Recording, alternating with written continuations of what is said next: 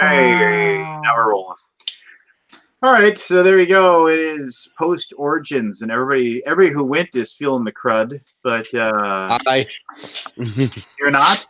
I said I am, as in I am. I didn't. I felt I avoided it until like last night. I started just feeling it creeping up. I was working on the next Kickstarter that we got for TMG, and I was just like, man, runny nose, and I was coughing, and it hit me early actually. For day one, I got there and I started getting congested, and I'm like, well, maybe it's just allergies. And then day two, I started getting the runny nose, and then it kind of went away, and I thought, okay, cool. I fought it off. And then as soon as I got home and relaxed for like all of 2 seconds, it all just came like a ton of bricks. But oh well. I say again, Origins lasts way too freaking long. It's just a marathon of a show. Wednesday just needs to be chopped. Well, they never will chop it. You know, no. It's like they use Wednesday as the data. I can't even talk. It's they use Wednesday as like that weird. Oh, we have some events that and you know, but the vendors can set up. Yep. Yeah, they can still charge people for con while the vendors set up. Yeah. And the vendors that are in the tournament hall, if they get set up, can start selling immediately because the ones out in the hall, out in the tournament hall, don't have any restrictions to hours. So it's fine. It's like it just takes forever. It's forever and a day. It seems like sometimes. Agreed. But other than that, some of our loyal listeners might see some like, who are these people going on? All 7 of them. Yeah. Oh, shush. There'll be more. they come creeping in. Rare Spawn just logged in. Barry Reynolds. Barry. Hey. Holy cow! Who moved the rock? Oh shit! I forgot to plug in the earphones. Good old Barry. Nothing changes. Does Barry have a neck brace on? Were you involved in a lawsuit or something? Is this your proof that you're hurting, so you can cash in? Is Mr. Brady going to throw his briefcase behind you and you're going to twist your neck around? Dude, I was taking a drink. Points to those of you who know what I am referencing. As soon as you said Mr. Brady I almost spat my drink on my monitor. Yeah. We almost got to see Keith snort out his nose. Oh gosh, that I did. Some of it is in my nasal passages. I'm not gonna lie. Good one. God, if I could get my Mountain Dew to go through my nasal passages, it may clear my system out a little bit. There we go. Lance, say something funny. For those of you who aren't 1,000 years old like us, you might know a little thing, the Brady Bunch, and there was a famous episode of the Brady Bunch where, was it Mrs. Brady, right? It was Florence Henderson. I want to say it was Alice or Florence that was being sued for whiplash on bumping somebody that claimed they couldn't move and pain and suffering. I can't remember which. Yeah, but I mean, maternal figure of the Bradys it was. Yeah. But I mean, it was like, and so like they were involved in a car accident, and then the unscrupulous person that was hit, showed that like he had a Daryl Isaacs was like his attorney or something. And he came in with a neck brace and he was showing how like he had whiplash or something, and then Mr. Brady like threw his briefcase behind him, and when he got spun around and like wrenched his neck, but didn't hurt him or anything. But he proved he could move his neck and got the so then that was how they got even or something. I don't know. But anyway, well, they won their little case. And they proved that he was lying. He was full of it, as it were. So all right. So for those of you who went to Origins, and I did have more than a few people come up and say, "Hey, I'm the Alaboom," or "I watched the Alaboom," or whatever. And so all 3 of them. So thank you for all 3, and I appreciate that. That's always neat to hear from you people. But you people? What do you mean, you people? Yeah, the people people dumb enough to watch us. That's what it is. They deserve that moniker. Mm-hmm. And we loved him for it. All right, but before we dive into Origins, we got some guests here that asked to come on just to discuss a few things and discuss actually like a very specific topic that I know Pete and I think about because of the fact that we are actually publishers or work for publishers, I should say, and that's like the how is the tariffs going to affect the whole board game world? And we've kind of not really touched on this, just because we tend to not get too political unless Forrest has his dander up and starts spouting off about robot cars and the Jetsons or whatever else. And yeah. So anyway, Chip, just if you want to just say who you are and what you do and what have you, that'd be all.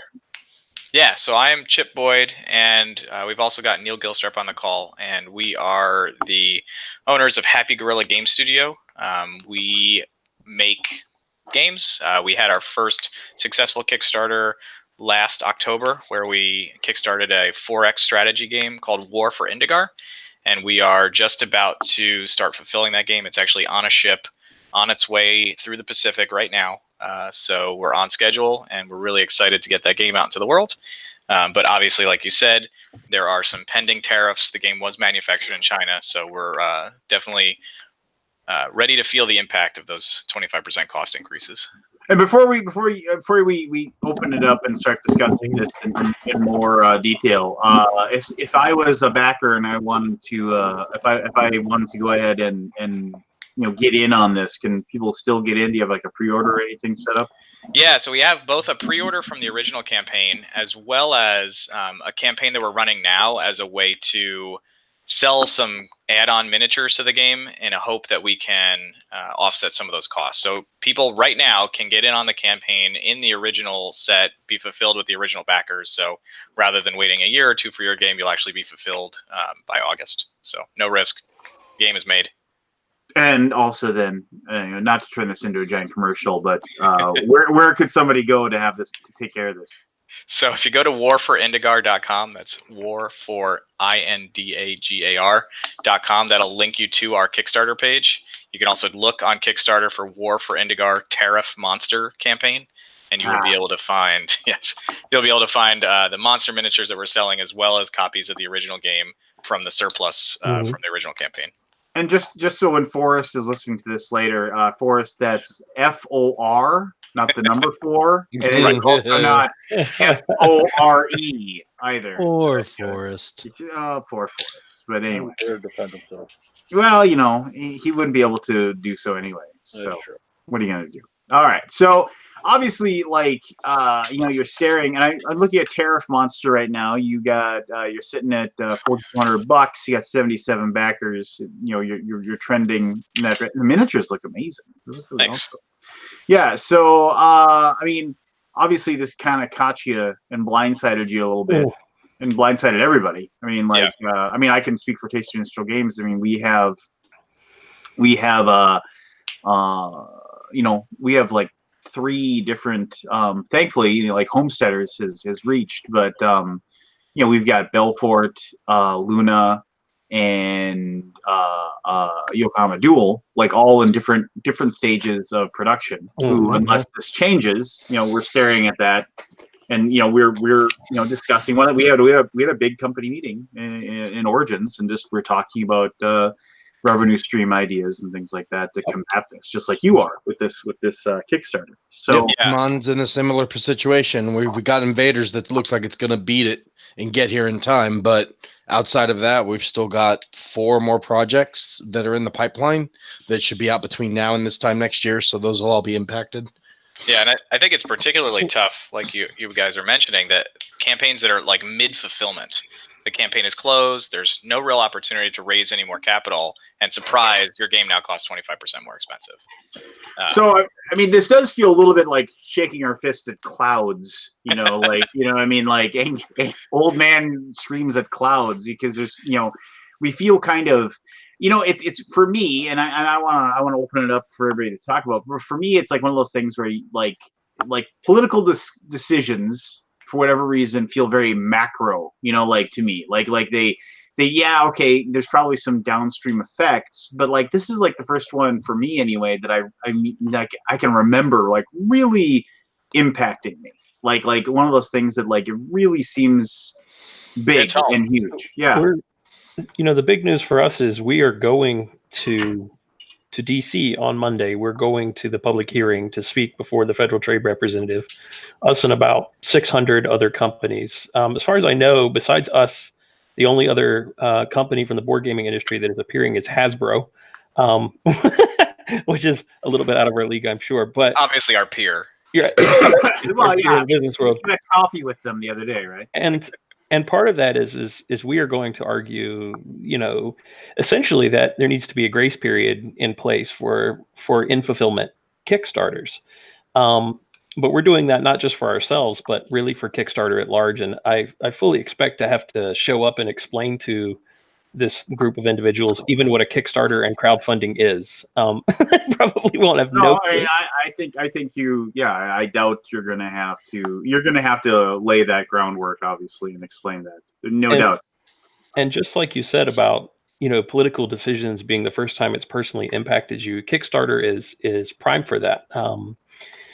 Chip and I we are just the tiniest game company trying to make it, right? So we are the smallest of small businesses, and we rely on crowdfunding in order to make it work, right? And crowdfunding doesn't allow a way for someone to go back after a campaign has closed, after you've already raised money, you've sent out your surveys, you've already collected your shipping money, you've paid everything, to then go back to your backers and say, oh, by the way, I need more money now, or I can't deliver because we have this big bill, so I guess you guys are out of luck. I mean, those things they're just not options. And there's a lot of people out there on Kickstarter, not just in board games, but I mean, like I said, there's 600 names, over 600 names on the list. The hearing started yesterday and they're going all the way through next week, of people that are just from all over different industries coming in to basically plead that same case.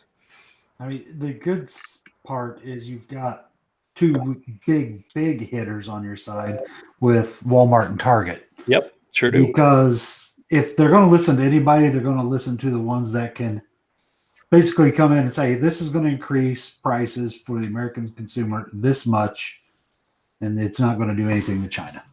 Yeah, and that's the message that has to be told. I hope people will realize, at least the trade commissioners will, I hope realize that this is a 25% tax on people, right? Like this is not going to hurt China's bottom line, at least not in the short term, but it is going to have a very serious effect on consumers in the short term. And is it 25? My uncertainty, and the thing that you could probably clarify for me, is it 25% of the cost of goods versus, or is it 25%? It's manufactured cost, not retail cost. Correct. So it's not a straight 25% tax, still but horrible, it is still. But it's not $25 on a. It's not a $25 tax on a $100 game. Well, it's correct. It's good that you asked that too, because it highlights yet another issue with Kickstarters that I've been trying to express to people, is that when you go to Kickstarter, you go and you back a campaign, you look at the number of backers, and if you're not a creator, you probably don't understand the idea that company that is producing that game is going to produce more units of the game than they have backers. It's not like they just have, 1,000 backers, so they go and they make exactly 1,000 copies of the game. They have to make more than that in order to go to retail, in order to make money, in order to fund the next project. So it's been another interesting conversation to have, that you can't just pass the cost of tariffs on the backer, because if a single backer pays 25% more for his stuff, he's only covering some small portion of the actual total tariff bill, unless you want to charge him for 3 or 4 other people's tariffs too. That makes sense. Right. It's one of those things where have you reached out to have you reached out to other publishers to basically to sign on with you, so you can represent them or anything like that? And if so, if a publisher is listening, how would they contact you to kind of say, hey, ditto? A great question. So, you could email Chip or I directly. We're too small to have a secretary, so So Yeah. that's all there is to it. Well, how would somebody reach you if they Sure. want? So you could either email Chip at Chip at happygorillagamestudio.com or Neil at happygorillagamestudio.com. Either one. Okay. I mean, for me, I guess it's one of those things where, I mean, I've talked to a lot of different. I mean, it's definitely sky is falling conversations with a lot of publishers, and it is definitely like a lot of people that are just saying, I'm gonna have to fulfill this one a little bit later because it's gonna sit on a dock and until I have more cash on hand before I can request that it be sent. I mean, and luckily TMG isn't in that boat, but I know several that are. And or it's one of those things where it's like, okay, well, we'll get the backer copies sent over, but we're gonna leave the rest there because it's cheap. It's cheaper to pay the price, the warehousing than it is to bring them over. Yeah, when we found out that this was happening, and we really tried to push our manufacturer on the timing to see if we could get in ahead of the announcement, and it's going to be close. I mean, we're probably a week or two late, which is which is tough. But obviously, we're not the only ones in this boat. But we went through the same kind of conversation. What are our options? We could, go to our backers and charge them more shipping, which feels horrible. I know some companies are doing it. I don't want to knock them. You do what you have to do. But Neil and I decided that was not how we wanted to approach this. We felt like our backers put their trust in us, and we wanted to deliver what they expect. So the next option was obviously, like you said, we could leave it in China or leave it in a warehouse and just wait for things to blow over if they do. But that's a tough game, right? There's no deterministic outcome. We really need to have an outcome that I think we can have more control over.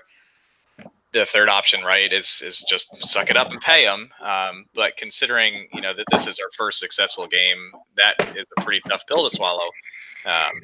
As most first-time creators can probably attest to, we're certainly not in the black on this campaign. Luckily, we are committed to delivering it. The game is made. We will deliver on time, but we really need to move those extra copies we produce in order to be in the black. And so that's why we decided to do these two things. One, see if we could actually make a change in Washington. Fortunately, we actually live pretty close, so it's just a drive over for us. We don't need to book airfare in a hotel. But then two, see if we could offer our backers a little bit of an incentive in the form of these miniatures as, a mea culpa for having to essentially ask them for more money before we've delivered the campaign. Yeah. And I mean, that's a good idea. I mean, it's a very interesting and it's a way to, the way you're putting it is just kind of like, you're not flat out, coming out and saying, give us more money, because you're actually giving them something for their investment, but it's a way to circumvent it a bit. Yep. Yeah. We'll see what happens. Yeah. I mean, and that's what it is too. I mean, like I said, there's a lot of sky is falling conversations, but I mean, it is a lot of wait and see. And this is not, I don't want to, and I appreciate the fact that we're staying fairly non-political here. But I mean, obviously there's a big looming face behind a lot of this, and we're just kind of we've definitely tried to stay pretty neutral on the topic of tariffs in general. I think there's pros and cons to both sides. I don't want to get into personal beliefs, but I think just specifically for Kickstarter campaigns that are mid-fulfillment, they're really stuck in a kind of impossible situation where the money is collected, the funds are spent, and they have an obligation to fulfill, and it's really tough. The smaller the business, the tougher it is, and so that's the specific problem in this whole scenario that we want to address. I did want to say too that, and I've said this many times as we've been talking about this and talking about going to Washington and trying to drum up support for that, is that ultimately it's the surprise nature of this that's the real problem. If we pay effectively, I know I'll probably get shot for calling this a tariff, but we effectively pay VAT, right? When we ship things to EU, which is essentially a tariff, but we knew about that. So we budgeted for it. Our campaign funding goal was budgeted for. And if these tariffs go... Well, lost you, Neil. He'll come back. And I think there's something to it. I just want to say we have okay. He's back. We'll give him like 10 seconds. What's that? We lost you for a minute. We lost you. Oh, Like here. This is, you pick up from here. Like you said that VAT is a known price that you had to pay, Right. but the others you couldn't plan for. Right. So it's the surprise nature of this. When we know about the tariffs for our next campaign, we'll just appropriately charge, and we will appropriately set our funding goal. It's not a big deal. So it doesn't really matter to us.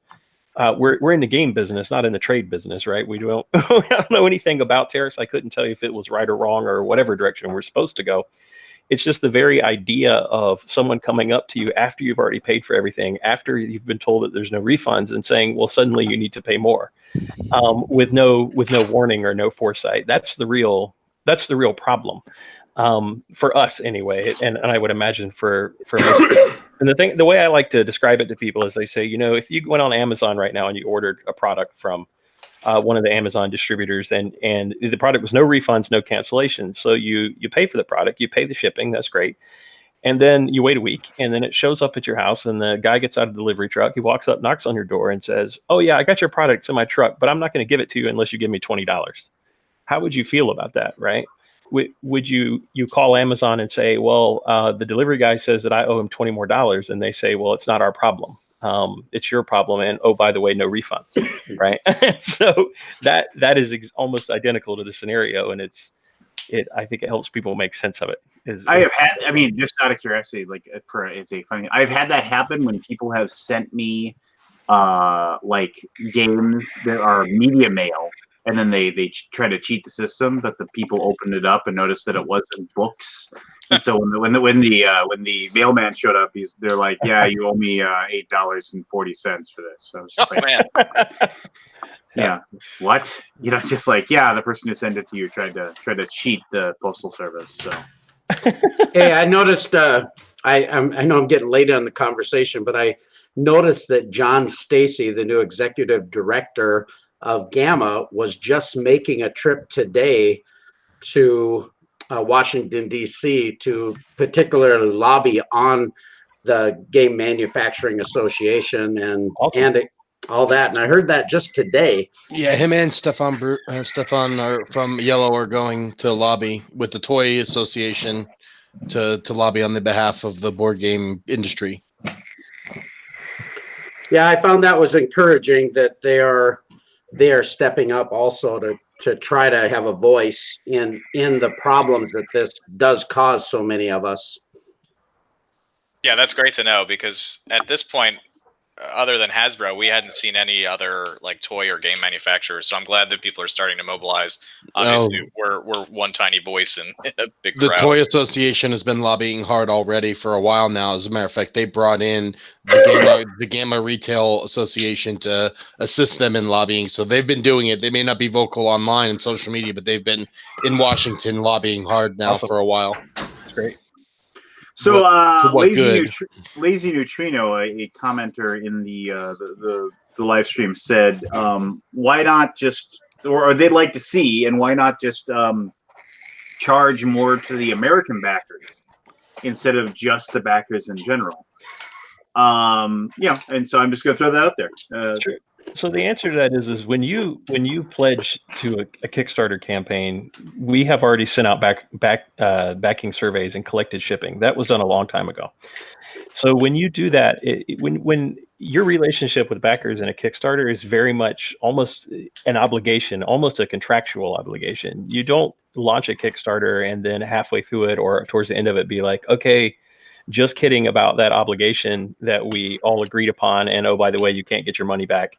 But we need to now ask you for more money, right? That is like the fastest way to never have another successful Kickstarter again, right? Like you basically have ruined your reputation at that point.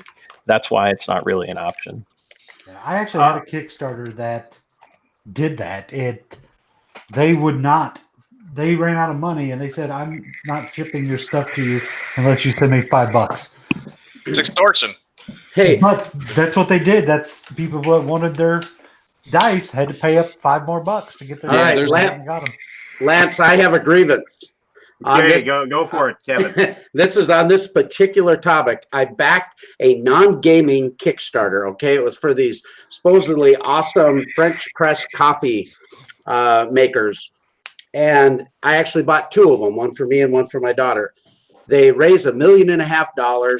They come on and say that their manufacturer didn't do right by them and they had to get a different manufacturer. Their costs have gone up. And the only way that they can send us our pledge, our reward, is if we send them almost the same amount again, or they have to take all the product they've produced and sell it on Amazon at full retail to raise enough money to send us our product. Yep. Something smells real fishy about that. Yeah, I've never heard anything like it. And sadly, a bunch of people are up in arms. They're screaming bloody murder about it. But a bunch of people are going, oh, yeah, we understand. You're trying hard. You're a good guy. And I'm going, hold the phone here. This guy's lying to us. He's ripping us off. Don't buy that crap. And so that's the boat that we're in. That's it. That's you can't go back on it. You can't win either way, though. I've got one project that they actually came out with an update and said that they're halting production and manufacturing of the game until the tariffs have been settled one way or another, so they can figure out what the best course of action is. And everyone's up in arms because the game was supposed to come out in like 2 months, 3 months, and now it's not. It's on indefinite hold, and everyone's freaking out. And so you can go the course of just keep trudging forward and just deal with the costs when it comes to you.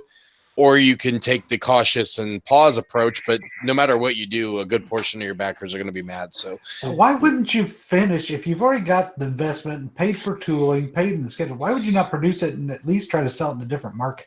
No, I'm not sure. I don't know how far along in the manufacturing process they were. There's a lot of other countries you can try to recoup costs to until this is resolved. Nah, not enough to compete with China, though. That's no, I mean, and that's it. I mean, it's just like you look at other options for production, and there's definitely other ones out there. And if like you just have a card game, you could there are some there's some manufacturers like in the Czech Republic.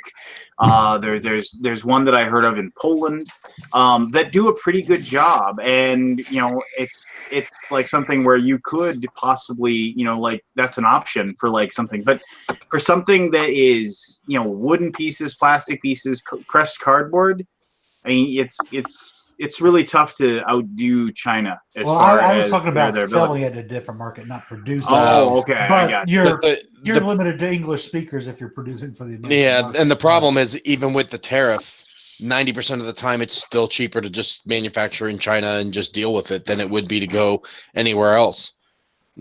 Not just about bandwidth, it's about cost, and just their price is so low compared to anywhere else in the world that if you were to produce in UK or produce in South America, you're going to get less quality. You're going to pay an exorbitant amount more. It just ends up not being worth it. So maybe there'll be tariffs on that country before you know it too. So it does get me a bit off topic, but as you talk about that, in Europe, most games are printed in Europe. And the printing costs are much higher. However, the games are a lot cheaper than what we pay here, even with the but look at some of those games and the the paper thin cardboard and stuff like that. I understand there's a little bit difference in components, but for 30 euros, I can get a game that costs more to be printed. But here's where we sell it for $60. Here's way cheaper. There's the problem though, is that it isn't so much that there's options. You can go here and you can go there and you can do it. But the unfortunate thing is that the vast majority of backers are if you gave them a game with second-rate minis or thin cardboard or whatever, they'd be like, this game's garbage. TMG, we are known for high quality production, and it's we can't take a step backwards in our production quality. I'm sure Cool Mini is in the same boat. And it's got a single piece of plastic in it. Imagine us doing a giant Kickstarter with cardboard standees. Yeah, it would not look good for us. And I think to bring it back, you just got to pirate it, right? You just got to pretend it's manufactured somewhere else. You put a new flag on the boat. That's how we solve this. Yeah. No, I have definitely. I'm not going to say any names or anything that I've definitely heard of people that are having very creative methods of how they are they're going to avoid this, and I'm just like, ugh, that doesn't sound like a good idea. It's not worth going to jail for, I can tell you that. No, Surely it's we not. could just ship it to Canada and drive it across the border. Of course. Nope. They'll That's never all think been of that. thought of. And Yeah, it wouldn't right. matter. You gotta Driving rebox across it the border, first. 5 board games at a We'll time. drop it off at Rodney's house. He could just bring a box full to every con he goes to. It's problem solved. I have, since we brought this up, I've heard all kinds of, armchairs going, well, couldn't you just do this? I heard that so-and-so is going to ship his stuff to the EU first before he comes. But And it's I'm going still like, got okay, so he's going to pay VAT on it before he Well, that's the problem. You can ship it everywhere else, but then when you add those shipping costs up, you'd have been cheaper just paying the tariff to begin with. Yeah, I mean, the people that put this in decided to do this aren't like, I mean, we feel they're idiots, but they're not idiots. They're not like, oh, put the tariff on. They're closing their eyes and turning around. I mean, they have definitely considered all the options. Well, we can send it in through Mexico. When ICE catches and releases it, then we can get it. Ah, yeah. All right, I think we're going down a hole now. No. I would also like to say that I have the other common one I've heard is, well, why don't you just absorb it and sell your stuff in retail? And that's great if you are a company with an established distribution chain where you already have a retail presence. But I mean, Chip and I, we're none of those things, right? The idea of absorbing the cost, what that means is Chip and I will pay for it out of our day jobs. That's what that means. The likelihood of a company as tiny as us suddenly having a giant run on our product is low. It's very low. I hope it is. I hope we get amazing reviews and people want to know where they can get a copy of this game. It's absolutely not realistic for a company our size. So at the end of the day, who's paying for it? Chip and I are. It's coming right out of my paycheck. The biggest impact is definitely on guys like you, right? Because yes, absolutely. Any big company out there, anybody else, the costs are going to be passed on to the consumer. The consumer will either buy less or just pay more, and the big companies can recoup their costs because they control the market enough to be able to do so. You're the ones that get screwed. That's right. That's exactly it. And that's the message that we're trying to get out there, is that there are a lot of small companies on Kickstarter. Kickstarter is not just a few larger, even middle-sized companies. There are many, many, many campaigns out there that are traditionally using Kickstarter because they don't have any other way to raise funds, because they have great ideas and they want to work hard, and it directly impacts us severely. As a 25% cost overrun is more than my worst nightmare. Amen.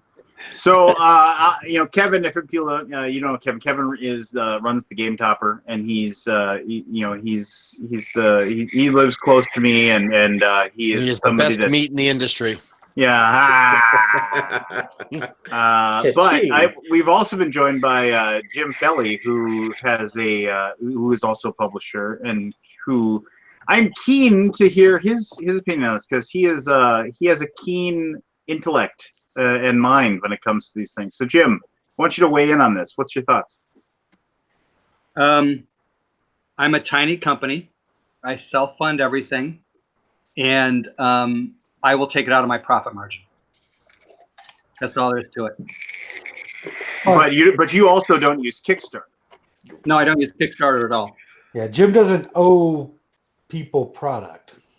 No, I don't owe people product, and I think. But Jim does need to eat. Well, it impacts Jim, but not like you, where you already have a debt to pay.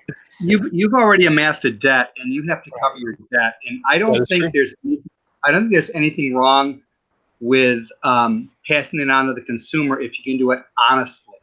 So, for example, if you are producing and providing a product at X dollars per unit to your backers, and the tariff hit, and it was an unforeseen incident, then I see no problem with telling them, look, I got screwed by tariffs. I can't afford this.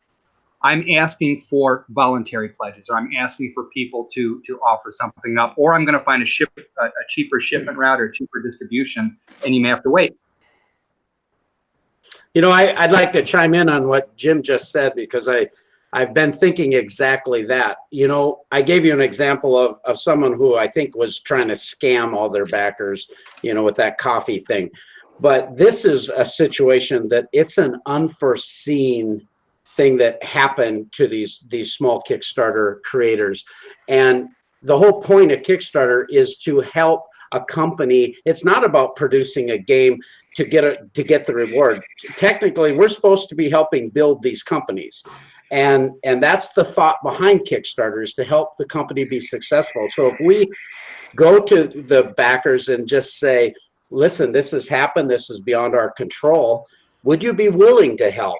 And I bet you would see significant amounts of pledges come in just to adjust their dollar pledge to $10 or whatever, just to help with that situation. And you'd be surprised at how quickly you'd make up that percentage.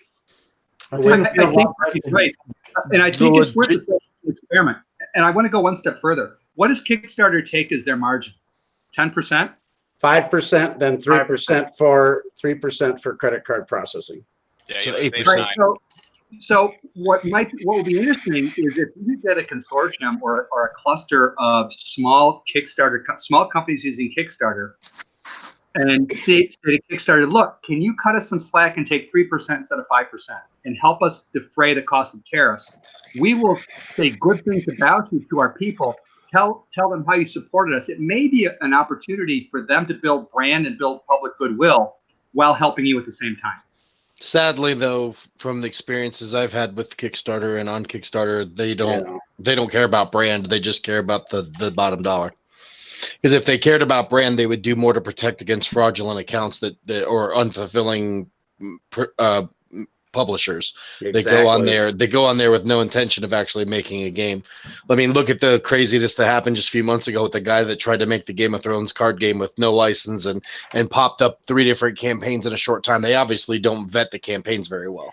So I bet that they run on a very. I understand what you're saying, but I'm wondering whether there's a difference between having to police fraudulent campaigns as opposed to keeping it sort of like an open, far too open market, as opposed to saying, look, these tariffs are bullshit. We all know that they're screwing everybody. Maybe this is a way to take a stand against the tariffs. Maybe this is a way to publicize it at least. And maybe, I mean, think of it this way. What if Kickstarter did do this for a short time, right? Say 6 months or 9 months, just to cover the stuff that's already gone into production.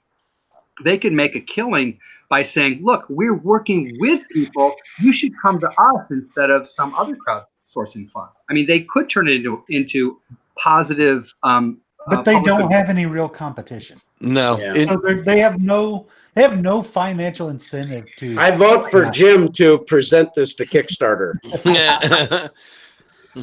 I wish he was right that something like that would happen. But they just wouldn't care. They no, wouldn't. they don't care.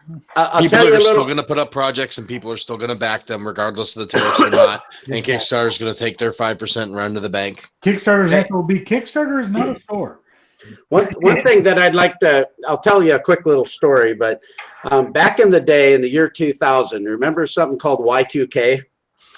I had a company called Integrity Computer Systems, and everybody in the industry, everybody was freaking out about their computers blowing up and all this kind of stuff. And a lot of my competitors were playing on the fear to get people to upgrade and do things that honestly we didn't feel were necessary. And some upgrades were necessary, but most of them were just playing on fear.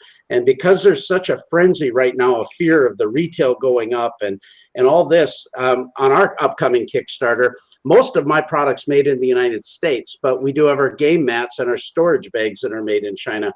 And we're actually going to put a logo on our Kickstarter. Granted, we know about this, so it's not like other creators who didn't have that opportunity. But I'm going to put an eventuality in there called tariff friendly, meaning that I'm going to take care of the customer there. I'm going to build that into my business plan so that I'm going to eat a good portion of that if that happens. By sacrificing some margin on those products to make sure that the customer doesn't get a gotcha.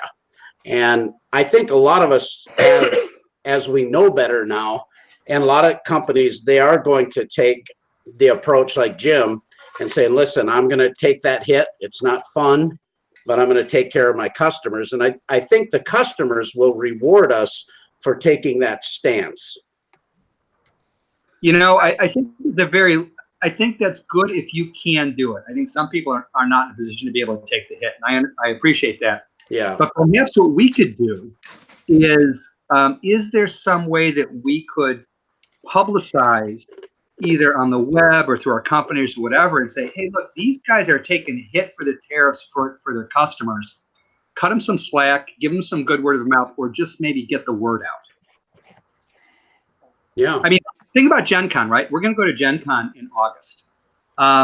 It's August? Don't remind me. Yeah. It's July. It's in July starting. No, it's August. It starts in, well, July 30th. July 30th. We all have to July leave on the 30th. 29th. Yeah. you're gonna be late. It opens on the 1st for everybody else. I don't know if there's anything that we could do, anything coordinated we could do. I mean, just to say, look, these are some companies that are getting screwed by tariffs. Treat them with respect. If nothing else, just let people know that they're trying to do you a solid.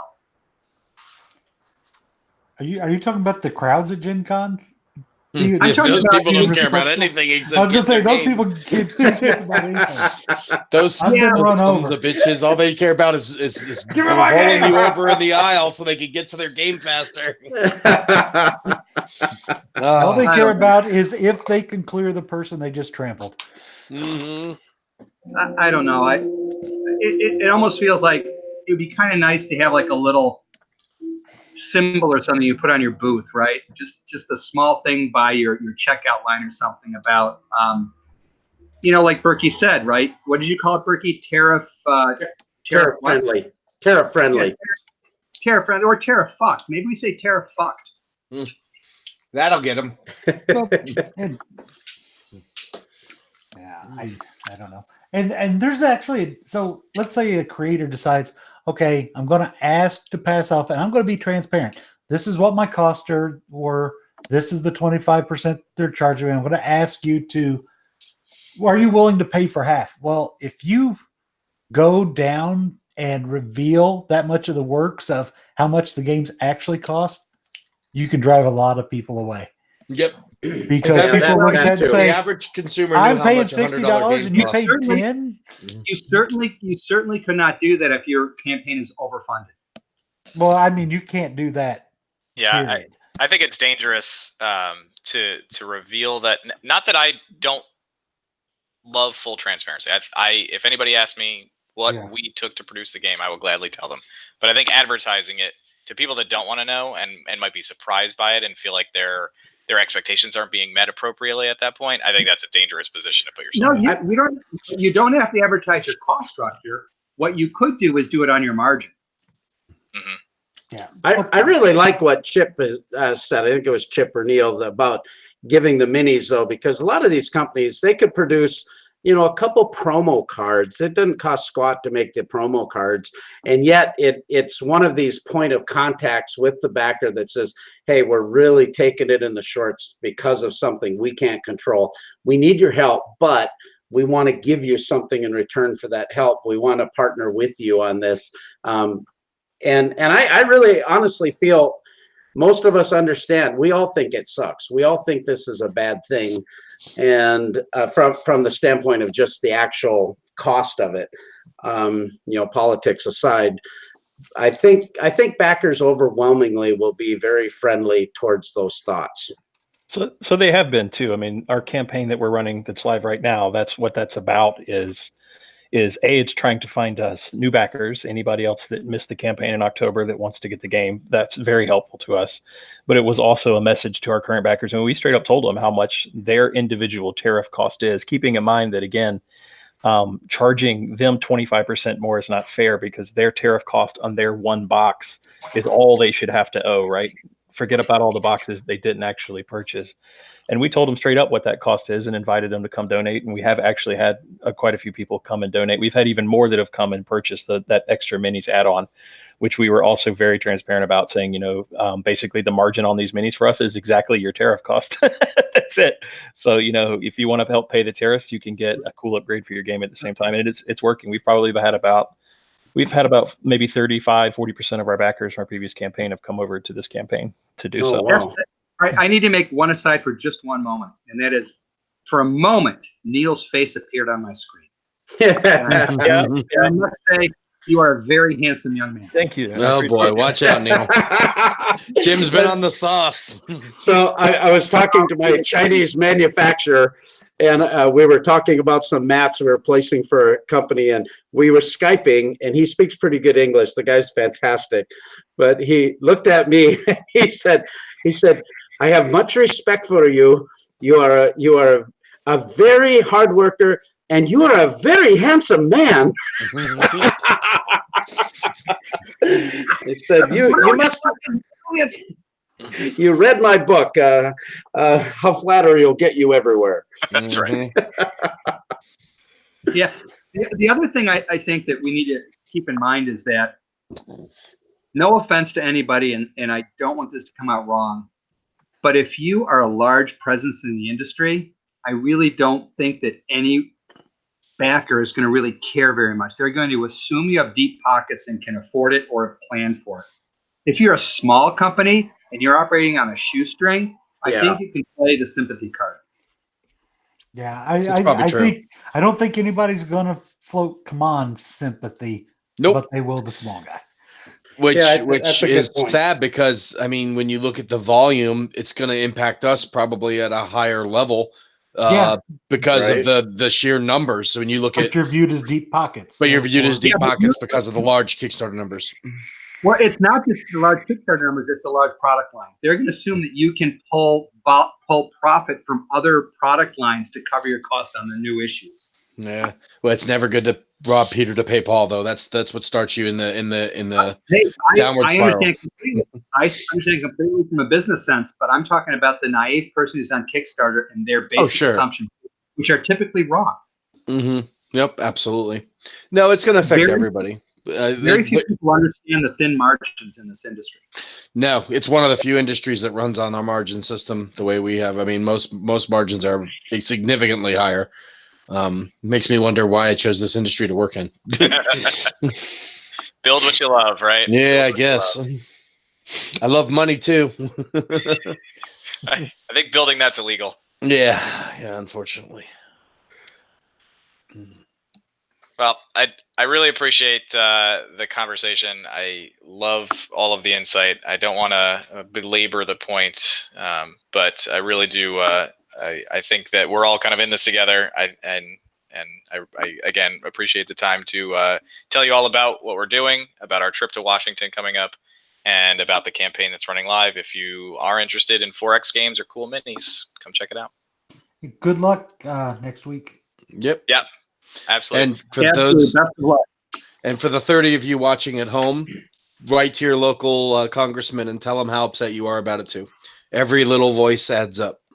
Yep, we got a response back from our local congressman here. It was probably a form letter, but at least he knows that people are talking about it. So, Good deal. I appreciate it, gentlemen. Thank you. Yeah, thank you. Thanks a lot. I feel as though something just stopped. All right, now on to the hookers and blow. I got a joke for you. Oh boy, here we go. I know very few jokes that can be told in public, but here's one that I just heard, and it's so bad. And since I'm a dad, it's a perfect joke. Oh no! Why did the French chef only use one egg for his omelet?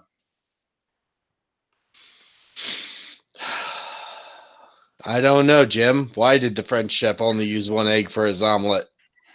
Because one egg is enough.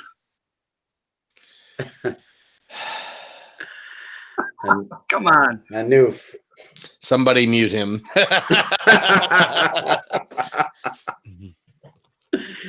Oh boy. Grievances. Let's get now that we've had our discussion about tariffs. Yeah, okay. Yeah, we know what Jim's grievance is. It's all about the tariffs. We already discussed that. Anybody else? No. I do have a grievance. I have a grievance that is going to come up in Gen Con again, which are these people who come up to the booth. They don't care about your game. They don't care about the theme. They don't care about what it is. All they do is the first thing they say is, what's the score on BGG? I need to know if I need to worry about it, because if it's not better than such a score, I'm not going to buy it. I I've really, never seen those really get. people. That exists. Yeah, I've never even had that happen at all. Oh The people that come my to our booths have never heard that. Yeah, just Really? tell them 10, Jim. Just tell them 10. Just tell them 10. That's right. Just lie, because then once they buy it, they come back and you're like, oh, well, last I saw it, that's what it was. Sorry, no refund. Because I clicked 10. On my page, it's a 10. Yeah, well, okay, so that's my So grievance. I'm bad. done. Next.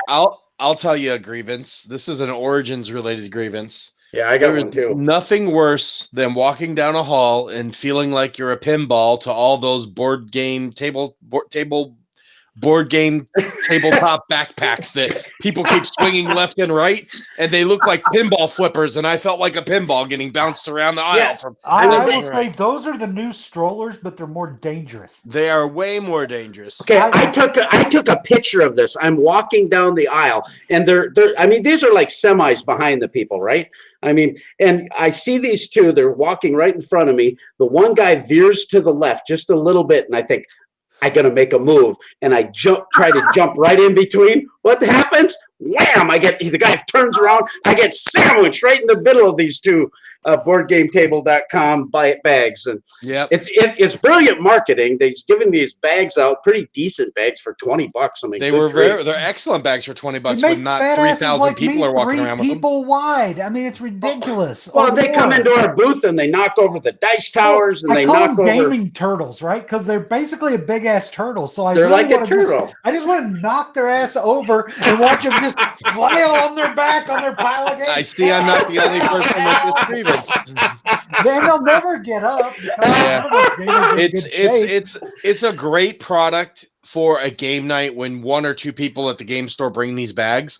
But when you put 3,000 to 5,000 of these people in a convention, even a convention the size of Origins, I pray to God those guys don't show up to Gen Con, because with those bags are going to be everywhere, and they're going to be my new most hated thing at Gen Con. Yep, and they're a great bag. Like, I highly recommend going and buying one. They're an excellent bag even for $30. It's an excellent bag, and they were selling them for $20 at the show, so everybody was buying them because it was a great way to transport your games back home.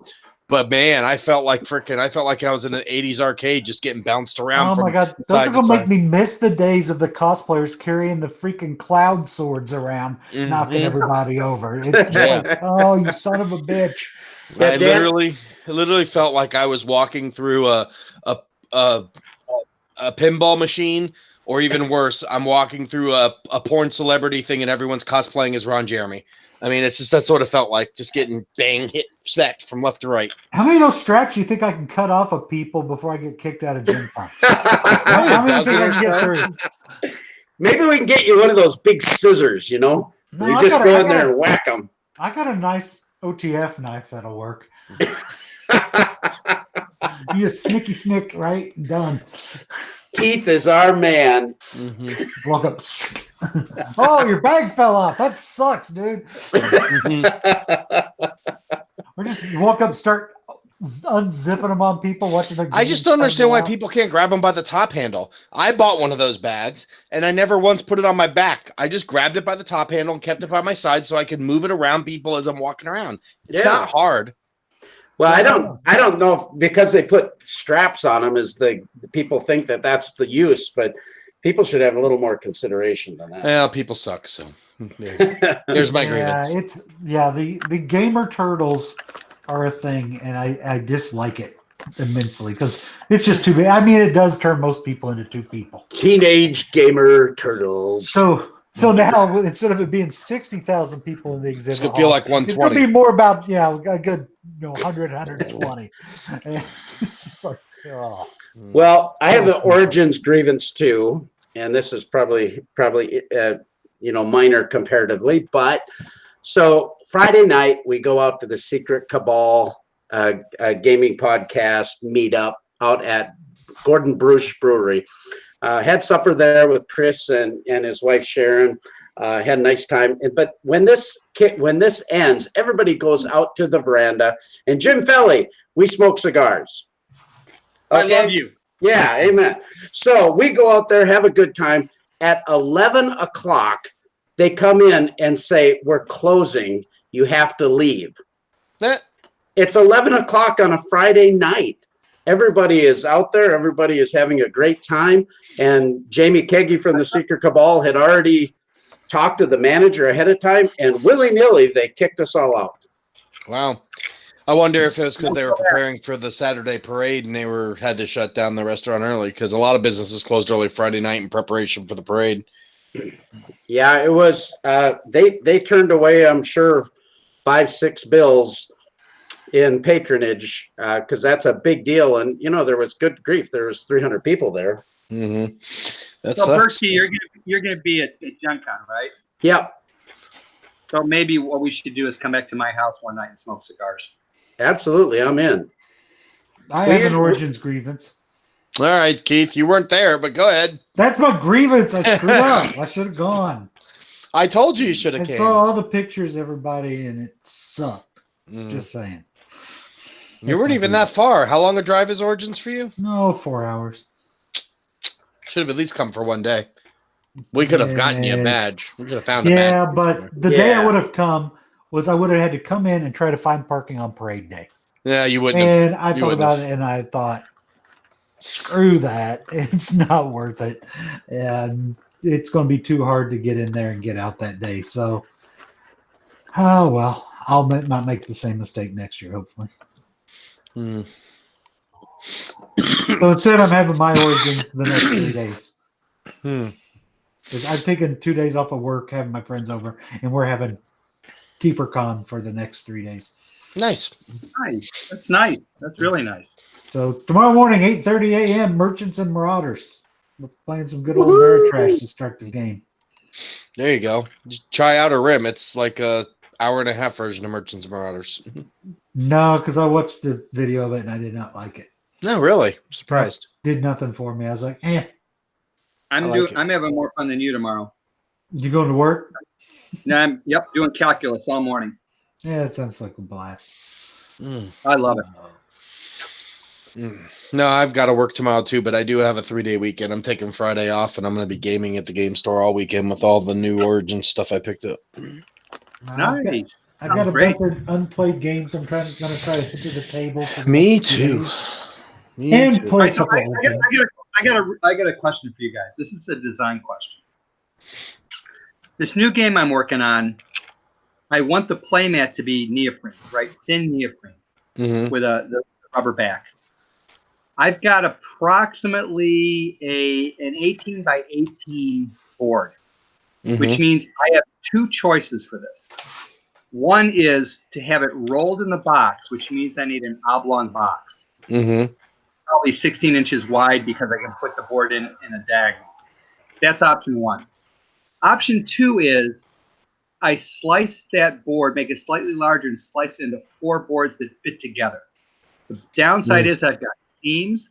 The plus side is it's flat neoprene, and the pieces are big enough where they won't be disrupted by the seam. However, it's 4 pieces that have to be put together for the board. What are your thoughts? My gut reaction is I hate games that have multi-boards. I'd rather have one board, regardless of the inconvenience, than I would have multiple boards that have to be put together. That's tough, Jim. I'm not sure I agree with Pete or not. You see, here's the deal. That oblong box is a bitch when it comes to putting on shelves. Well, I hate bullshit shaped boxes more than I hate. But what about getting a? If I cut it in 4, I can fit it all in a 10 by 10 box. What if you were to get a higher quality mat that you could fold that wouldn't crease? That way you could fold a bigger mat into a smaller box. Yeah, you can't do it. There's not such a thing. It has a memory. Yeah. You really need to roll them or else flat pack them. And flat packing them is dangerous because they shuffle and move in the box, and then they'll have a memory. Well, and that's the downside for what Jim was talking about with cutting 4s is depending on what components are in the box. If you put it vertically on a shelf and it's in there and it's not completely flush, then it's going to sag and you're going to get a fold and a memory there too. Yeah. Yeah. So, I'm confident that the way the game will be packed, I will have minimal worries about it being stored vertically. I'm talking about when your users Customers. pack it. Yep. I'm sorry, when the when the buyer packs it afterwards. Yeah. Well, that's if they don't pack problem. Right, but their problem is your problem. Your problem, because it doesn't matter that they did something stupid. They're going to blame you for it when their mat doesn't. Are look you right. sold on neoprene mats? Can't you just go to player dashboards? So this is for the main game board. They'll have player dashboards themselves, which are 10 by 10. So why not just use a regular game board instead of a mat? Yeah. So I've got stacked pieces, and the pieces are 1/4 inch, 1/2 inch, and 1 inch that stack on top of each other. If I go to a regular board, they'll slide.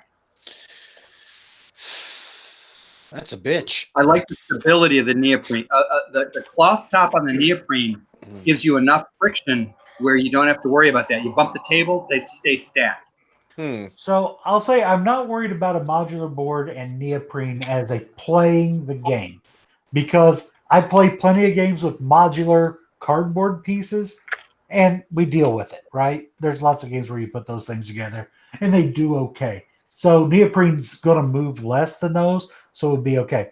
I am concerned about storing it in the box. People put it vertically, it shifts in the box, they get a memory, and then they go, my game's defective because it doesn't fit in the box right, and it doesn't, and it looks poopy. So, and they're going to say, you must work in customer service. Yeah, I was going to say, Keith sounds like he's said that before. I was responsible for customer complaints for a little while with and pharmaceutical customer complaints. Do another one, Keith. Do another one. Yeah. Let me give you Eric Cartman of customer service. Let me give you a real pharmaceutical complaint. We got 31 people watching us right now. My gastrointestinal lavage gave me diarrhea. Good. Then it worked. You have to report that within 24 hours. I mean, seriously, that was a complaint. It gave me diarrhea. Well, good, because it's to clean you out for a colonoscopy, you dumbass. Customers are so stupid.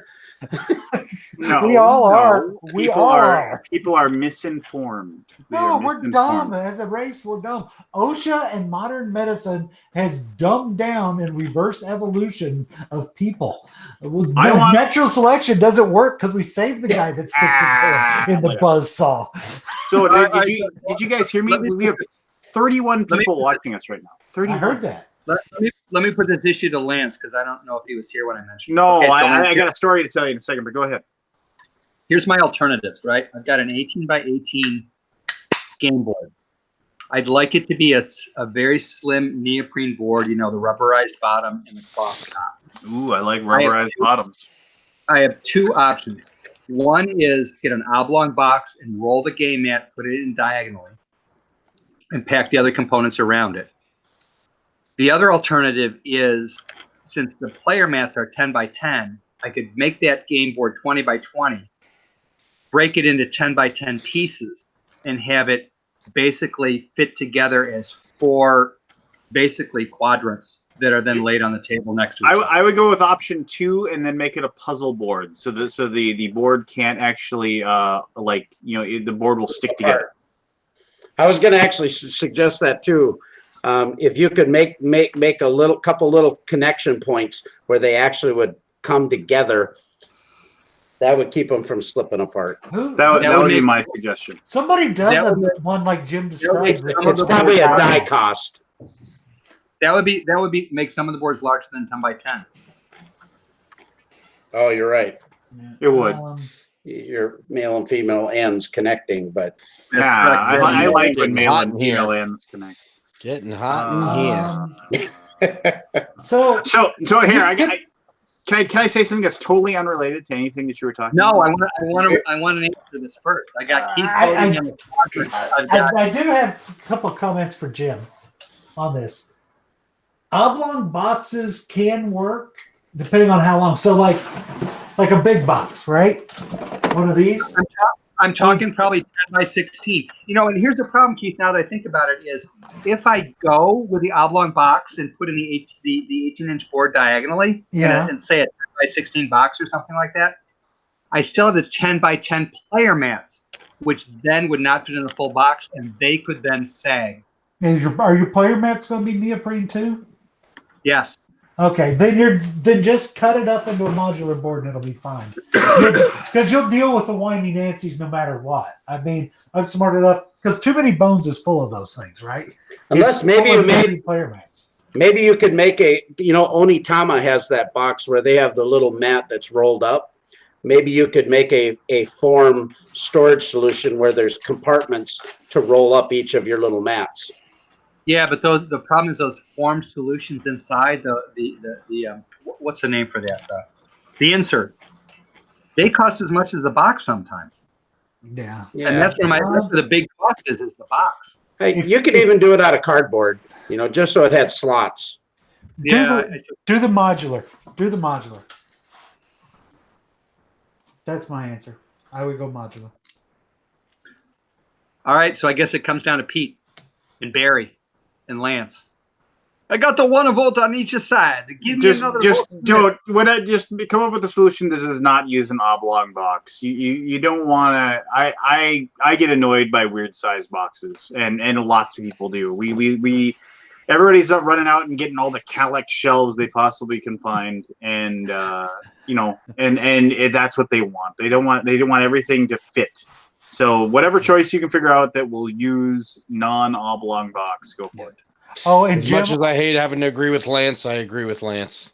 Aldi has weighed in and said it needs to have a box sleeve. It needs. What did it say? Aldi said make sure it has a sleeve. Then you can tuck it under the sleeve. Like he either needs to log in here or I'm going to block him from the chat. Because everyone's sick, Aldi. You can't just be more a rabble rouser.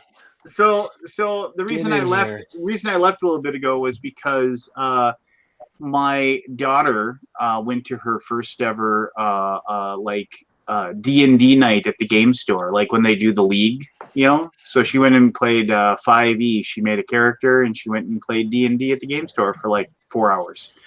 And she's played D&D with me several times, but like that's like she went with some of her friends and she went and do that.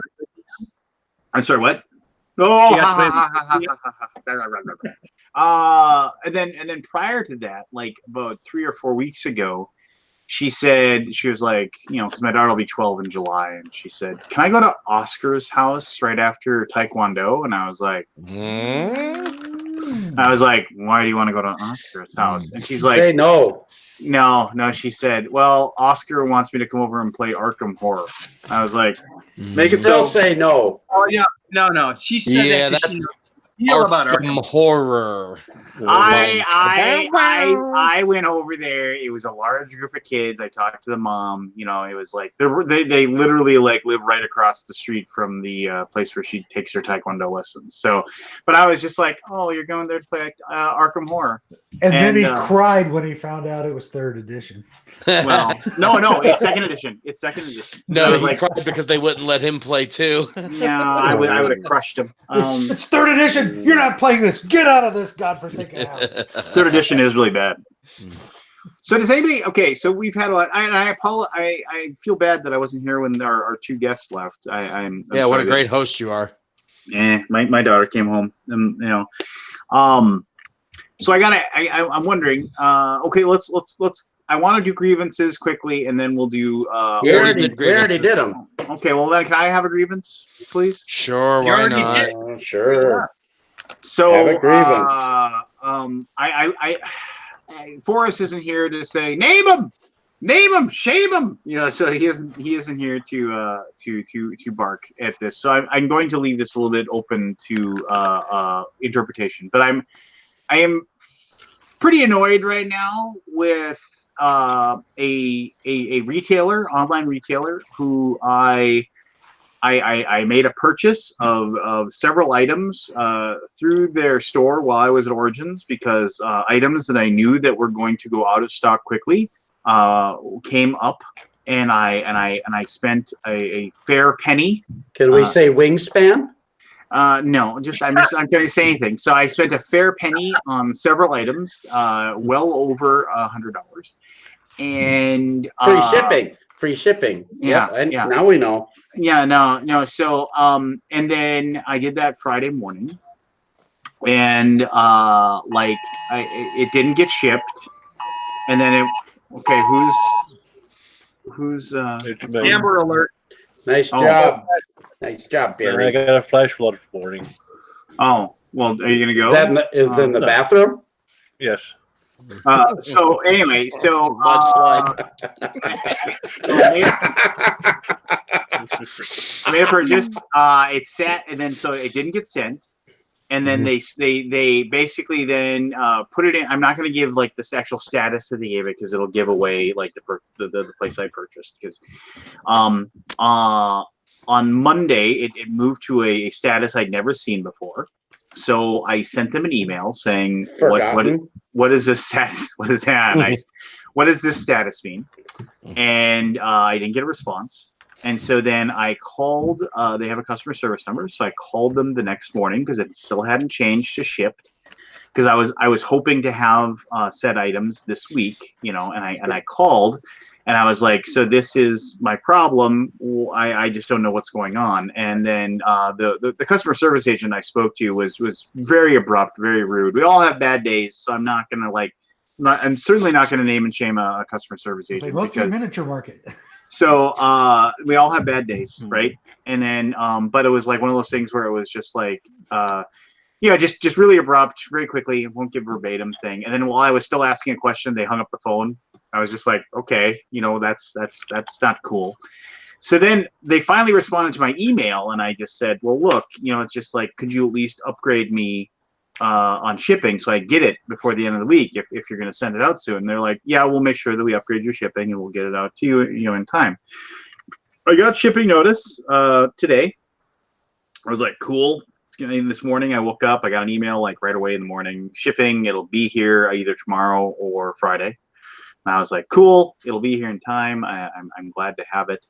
And then like later this afternoon, I got an email that basically said, oh, by the way, these items won't be in your order because we ran out of them. Yeah. And I was just like, I was like looking at this, and the thing is that without being really specific, the items that are missing make the other items unusable. So it's like, and it isn't like, oh, we'll put it in queue, and as soon as we get them, we'll send those out to you. No, we'll just refund your money.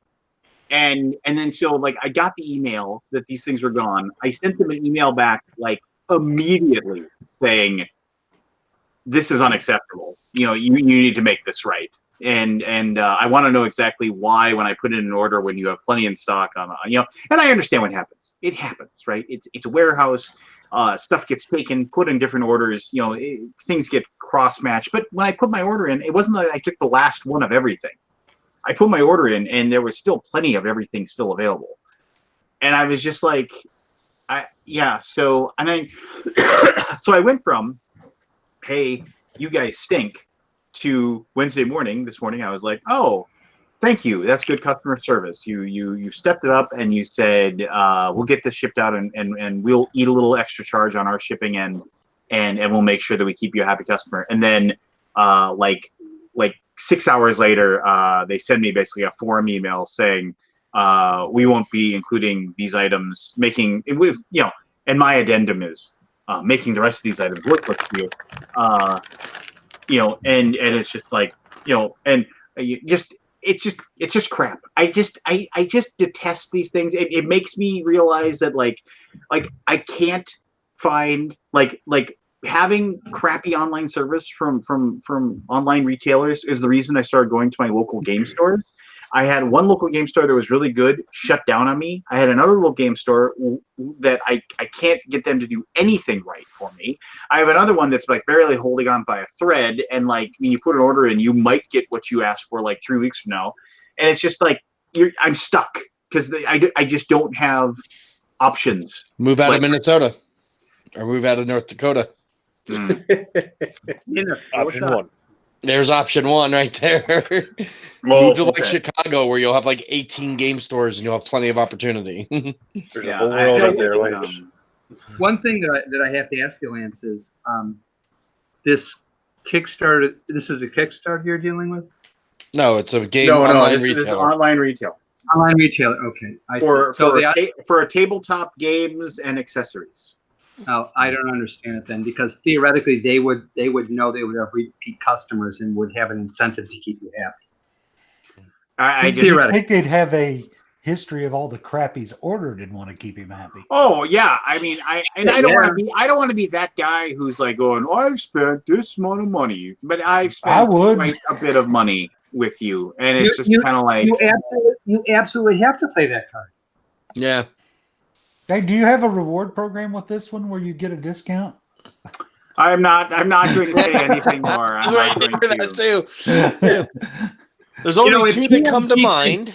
Because I'm level 9 with one of them. I'm I am as well. I'm level 9 too. Okay, because here's the thing. So like Monday I got home, I was dead tired. I had to go to my doctor because I wasn't feeling well. But now I'm on the mend. He gave me a bunch of antibiotics and stuff for some issues, whatever. But whatever, that's neither here nor there. Tuesday I woke up, I kind of felt like garbage, and then I was working late, working on a Kickstarter page that for Emperor's Choice Deluxeified, launching July 9th. Anyway, so I was up late working on that, and then I just had I had weird things pop into my brain, like, oh, do I still have that thing? Like I was looking for this thing, right? And I was just like, oh. But I remember I took it to when I played D&D, did I leave it at my buddy's house? And I was like, oh, I couldn't find it. I kind of dug around for a little bit, couldn't find it. There was another thing that I misplaced down here in my work area that I was like, I wonder where that is. I kind of spent some time looking for it. I felt like garbage. I stayed up way too late last night listening to the 17-inning Twins Red Sox game. And then I was then this morning, I had several things. I was all I don't know where this is. I don't know where that is. I got this Kickstarter page I'm beating my brains out on. And there's all these things. And then I was all of a sudden it was bam, I got the email. Oh, we're going to send it to you. We're going to send it to you express shipping. Oh, sweet. You stepped up to the plate. Bam, I walked downstairs. I was like, you know what? I bet that thing is right there. I went, there it is. It's right there. Oh, perfect. Then the other thing I was looking for, bam, it's right there. I was like, yes. I'm 3 for 3 on things that were bugging me, and I found these things. And then today, my FedEx box from the stuff I purchased and picked up at Origins, showed up today. My UPS box shows up tomorrow. I was like, oh, this is I'm finally the worm's turning. And then it was just in this email, oh, by the way. So, I mean, I realize, first world problems, the whole thing, but it's really annoying. It's really, really annoying. Anyway, there you go. Now I'm done. And ultimately it won't matter, because I'm just one little customer for that store. And they're going to make their money regardless. So, moving on. How was Origins for everybody that went? Loved it. Good. Loved it. I thought it was fantastic. I think Origins has really done some things to help step up the convention. They've hired some. Of course I am. But what you're referring to is that we were able to do a 3-year sponsorship with them. Chill. All right. You know what this is? This is a letter opener. I'm bringing it to Gen Con, Keith. So bring your knife to the gunfight. That way you can cut those board game table bags. Hey! All I know is that I yelled "chill" and all of a sudden I was buried underneath some game toppers. So you might want to watch what you say. No, seriously, I think they brought on some extra staff. I met Chris, the new executive assistant that's director of John Stacy. They hired Danny Lowe, who is handling a lot of the sales information. And I just saw some real improvement on a lot of different things. I still think they have a lot of room to grow. And I know not everybody is thrilled with everything, but I thought there was improvement. The board game library was in such shambles with all those wooden tables, and Origins really stepped up to say, hey, they love my idea of let's trick those tables out. And so we put 145 game topper mats there, and that place just looked fantastic. And we could have sold a couple hundred of those mats. Kevin, wait a minute, time out. Kevin, how's your arm, by the way? What arm? Your arm. I mean, have you broken it yet by patting yourself in the back? Ah, No. I will. No, you stepped up for them as well, and I mean it was a win-win. Obviously, you made that place look awesome. So kudos to you. Yeah, thanks. Yeah. So I actually bought a giant sheet of neoprene 4 years ago, cut it to the size of a convention table, and had a bag that I carried around in just so I could play at Origins without getting tetanus. Yeah. And so now Berkey's taken away my invention there. That's a great story. But yeah, I did. I got a big black sheet of neoprene wrapped up in my closet. That's a great story. It was still horrible. These are nasty. You just have to murder somebody and you can bury them in it. Yeah, I could do it. Hey, Berkey, I saw something while you're on here. It made me think. I saw you have some new playmat designs coming. He does. Is there anywhere I can see these designs? Yes. You'll be able to see a couple. Did you just get an email? No, I don't know. Did you just send it? Well, you might not have got it because you got that one topper at the store. I'll have to send it to you, but I'll send you some links. We've got a brand new Viking themed mat. And you can go to our Game Toppers Facebook page and you can actually see it there. So, Berkey, Chad Roberts, Mr. RPG guy, like he might love RPGs more than me. He wants. Can you like post in the chat the link to your game mat that is the dungeon with the 1 inch squares? Because he would like something like that because he wants to have something for playing Rangers of Shadow Deep. If you could go right to GameToppersLLC.com and you go right to the game mats page and you can see all of the mats there except a couple of these new ones we're talking about. Yeah, the mats are awesome. I love the new stitched edge design on those. I'm gonna have to get a couple for my game tables here. Stitch edging is amazing. It's amazing. I've never really seen it yet until I saw those table toppers with the stitched edge maps, and the stitch edging. I mean, and to Berkey's credit, I mean, he's doing it, but I mean, a lot of other people are doing it too. It's becoming the standard, right? I mean, I'm glad it's so much better, and I'm guessing that helps fight some of how some of the mats over time will shrink. I guess the stitched edge probably stops that from happening, and it keeps it from fraying. And we went in a couple other steps. That we use a 3mm premium. We also used the washable type of polyester that is actually resistant to stains. It's not, you can stain them, but it is washable, and the non-skid backing. So these mats are so easy to pick up your cards. Non-skid backing. You should start making some neoprene underwear. Not that kind of skid. But no, those mats look amazing. So yeah, the game mat it looks like little stone squares all over, and then the outside of it has like a dragon thing. And a lot of people, I've heard people say, "Oh, I don't want that stuff on the outside." Well, when have you ever used a battle mat that you needed like the entire 38-inch by 60-inch? Never. Thank you. Yeah, you're welcome. We were to thank you. We were trying to be considerate of that though too, because the art assets are just very much just around the edges. The center is all neutral.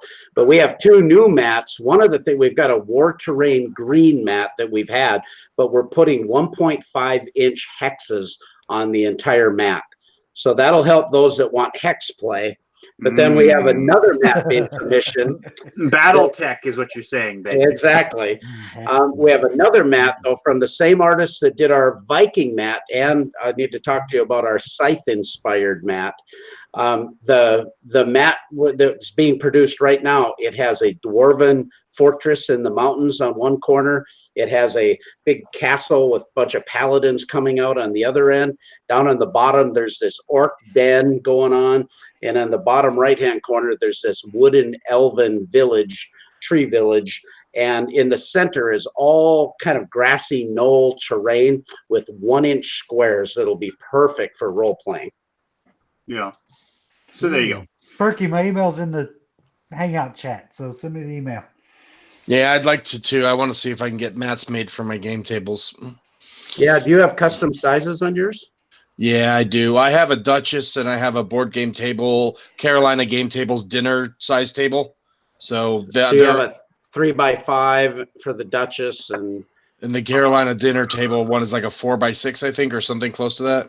yeah, we have 4x6s, but we don't have a 3x5. I wouldn't want to do that to those guys. Make a mat that fit their tables, but do it. So here's I noticed something today, and I was like, oh my gosh, like the end of the world is nigh. I am, as of right now, currently not pledging an active Kickstarter. I wish. What? I have Yeah. 2 that are active right now. Alter Quest by the Sadler Brothers, which is like a redoing of Hero Quest, and Endeavor Age of Expansion. I've got Endeavor Age of Expansion. I just backed yesterday and just got the game today because freaking Rado sold it to me with his dumbass video. It's a great game. I will probably end up backing both of those. They're both in my queue to watch. But right now, as of right at this moment, I am not currently doing anything. I was doing my count of unfulfilled Kickstarters. I'm waiting on 26 projects right now, not including these 2 that I have not. I got one today. I got the RPG I did too. From Garfield. I got that Gravity Warfare game, the one with the tilting board. That came in today. That's good stuff. Yeah, I haven't played it yet. I'm excited to check it out. I don't. Oh, go ahead, Lance. No, I don't. The Sadler Brothers Brook City was one of the things I was like, I have to make sure I go pick that up. That was like one of my big splurges at the. It's a great game though. Did the all in? They had the Kickstarter stuff there. So I was like, me too. I'm right there with you. Give it all. You got me. Give me the needle. It's such a good game though. It made me playing that game made me go back and grab Street Masters because it uses a similar system but with a martial arts theme. So I went back and grabbed Street Masters. I have to play that, but yeah, it's such a great game. Sadler Brothers make good stuff, and this Alter Quest looks really cool. It looks like and it'll cost you in the long run. It'll cost you less if you back the 109. If you do it like I did, it would you drop a lot more. So. Has anybody looked at the Few and the Cursed game on? I did a review of it. So I'm not looking at any more Kickstarters. I'm eyeballing this. I don't know if I want it or not, but something about it just looks cool. It's super cool. Normally, as you know, deck builder's not my thing. The thing I like about the deck builder in this one is that, when you play your cards to move out on the map, the moment that you have to shuffle, you go home. You have to go back. You have to go back. So you have to figure out ways to keep your cards rolling outside. And then one of the ways you do it, really simple way you do it, is you camp. But when you camp, something attacks you. So it's there's this cool little thing going on. But yeah, good stuff. So is it based on an IP then? Is that what I'm understanding? Because I see something about comic. It is. It's based on a web comic that they've done Kickstarters for to do physical copies of. Is the comic any good? Because you like comics. Have you read it? I hadn't read it, but then the people that sent me the PDFs of it or whatever, and I read it, and it's good. It's a good comic. So all right, I'm gonna keep watching it. Thank you. Yeah. Trying to think of something else. Origins is still too damn long, and that's it's too long. It's longer when you're in Hall C. Yeah. Well, and that's working all day. And that's the thing too. We are actually probably going to be in Hall C or A next year because we want to have the larger demo area. To be able to show games off. The thing that's going to happen is all the correspondence to all the exhibitors talks about the Thursday through Sunday time slots. But when you're in Hall A or Hall C, that what they don't tell you is that you have to be there starting Wednesday at 12 o'clock till 8 o'clock at night. And then after that, it's still open till midnight. So then you have to secure your booth. And the rest of the days it's open from 8 o'clock in the morning till midnight. Yeah, have fun with that. So how did you secure your booth? We have some crazy they're theft resistant vinyl cloths that you put over your stuff. And if anybody tries to touch it, they are immediately zapped and sometimes go blind.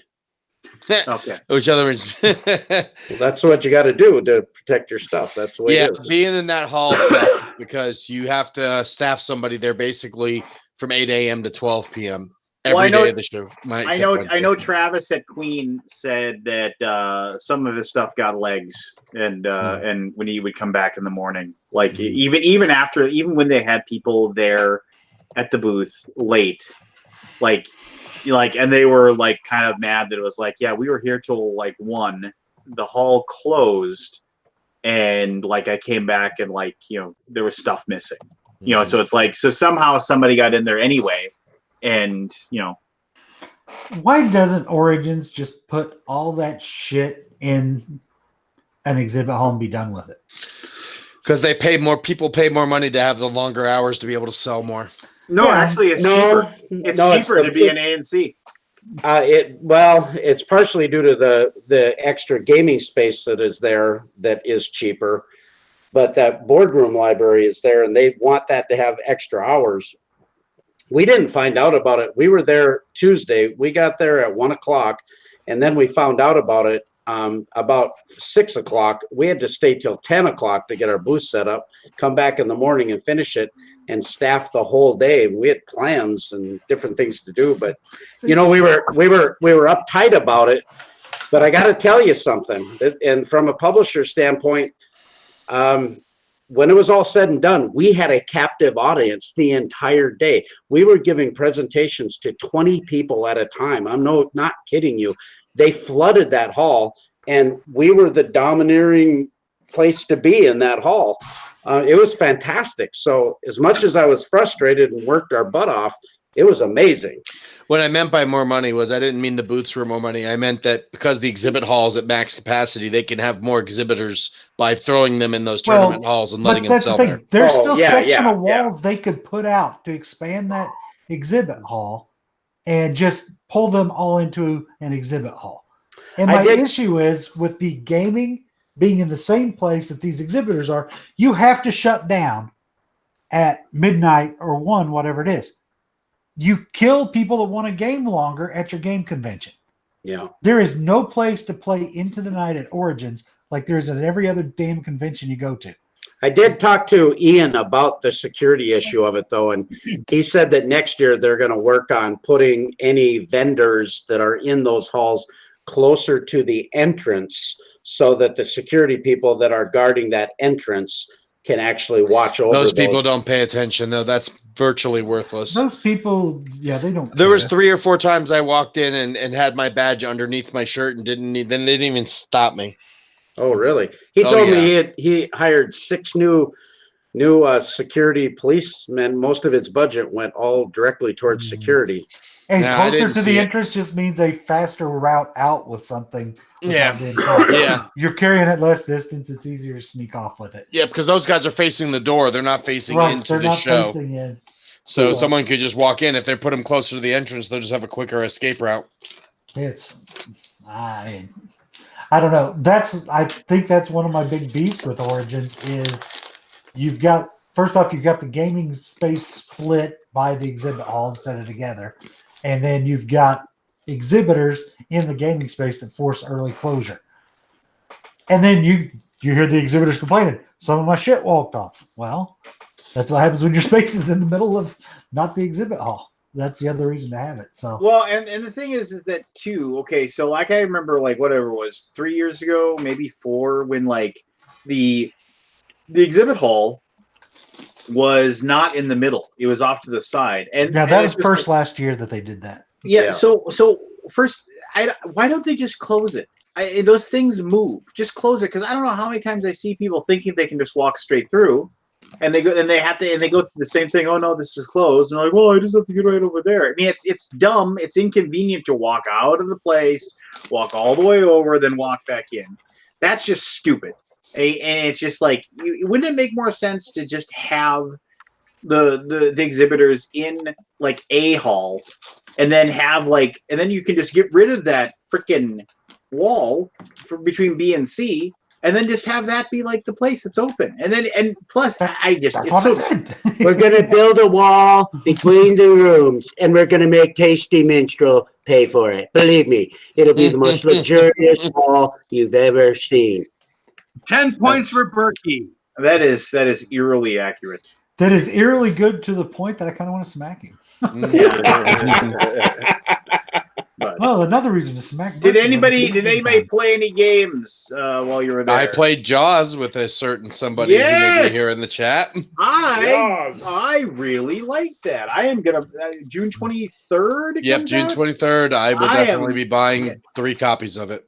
Well, I don't know if I'm going to buy 3, but I'm going to head to Target and I'm going to pick it up. I mean, it's that is a really good game. I will say this: after we played it, I kind of rolled the game over in my head a few times, and I was like, oh, is that a problem? Is that a problem? Because I'm grumpy pants about stuff, and I was like, and then I kind of was like, well, it might have a problem or two, but ultimately, it's my favorite movie. They made a very thematic a game, and it wasn't a throwaway game at all in any way. It was a game where like the people that made it either A, really liked the movie, or B, made sure they were true to the movie, right? I'll say the component quality wasn't great, but I'll probably upgrade half of that game anyway, so it won't really matter to me.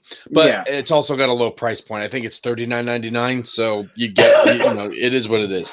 Yeah. But the gameplay is fun, and I would definitely play it again. So the game basically, and I'm sure Pete can interrupt me if he wants to, but I mean, the game. No, I'm going to get a drink. Go ahead, you have it. The game has 2 sets. So the game has like basically the first part of the movie, which is the shark is cruising around Amity Island, and one player plays the shark. They move the shark secretly without the other players knowing, very much like Fury of Dracula, because the shark has special powers that allow the shark to like do certain things, like just random stuff. Like being able to move without being seen, being able to like move more spaces than normal, stuff like that. But once they expend the powers, then they're just done. Then the other players play Hooper, Quint, and Brody. And Brody stays on the island, and he moves around the island. He gets to use his binoculars and look in certain spots to see if he sees the fin. Hooper gets to take his boat, and like basically he's got the fish sonar, so he can ping certain areas and see if he gets feedback saying where the shark is. And Quint basically should go last out of those other two so he has the best idea of where the shark is, and he tries to put a barrel into the shark. Once the shark has 2 barrels, then you go on to the second part of the game. If the shark manages to eat 9 swimmers, or the equivalent of 9 swimmers, because there are certain ways, like if you eat Sheriff Brody's son, like that's the equivalent of like 2 swimmers and things like that. So like as you if he gets 9 swimmers, then the shark is at full power, and you immediately just go to the second part. The second part, you are fully on Orca, and the shark gets to determine which side of the ship they attack, and the players have to like kind of guess where the shark is going to attack, and then they use the weapons that are on the boat to fight the shark, and then it just becomes a fight to the death kind of thing. I demanded, like Pete demanded to play the shark, so I couldn't play the shark, which I was sad. So I demanded. Suck it up, play, Mixter. I didn't Mixter, but I demanded to play Quint. And So quick question: How many players does it require? 2. Well, you could play with 2 easily. Does the one person then play all of the human characters? Yeah. But it works great as a 4-player game. It really does. And so, like, I got to play Quint, and he almost killed Quint, but the shark sucked it in the end. We blasted him. So basically, I dominated the hide and seek portion of the game, and then they trounced me in the boat attack. So it was close, though.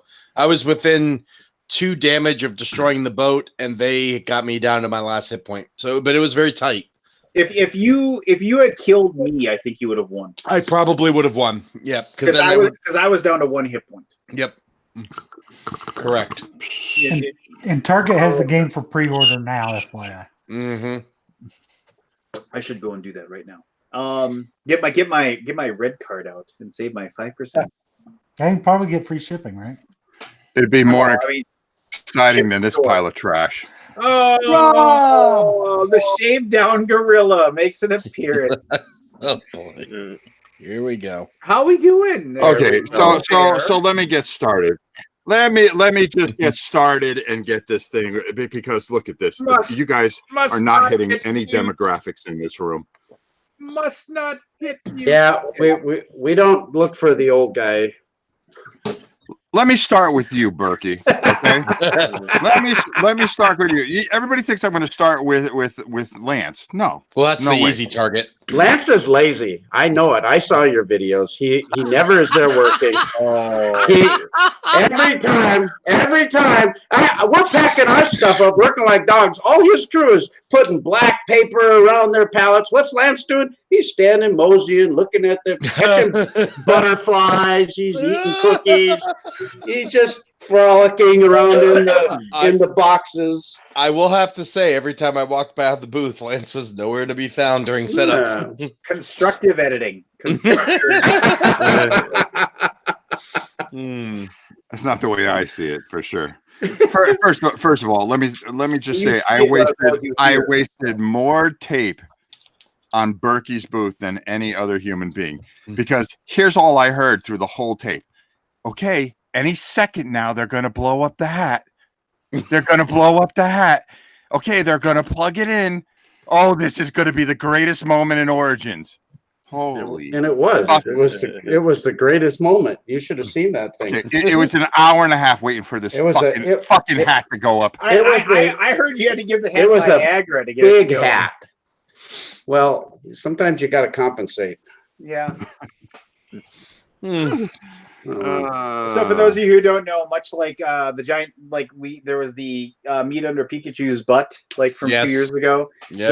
There was the giant inflatable hat. Who made that for you, by the way? Actually, Landmark Creations, right out of Minneapolis. And could you just well, there goes all your profits. Yeah, send me a text and let me know what all told, what did that run you, out of curiosity? Yeah, if you don't want to. No, I'll just tell you, it cost $3,000.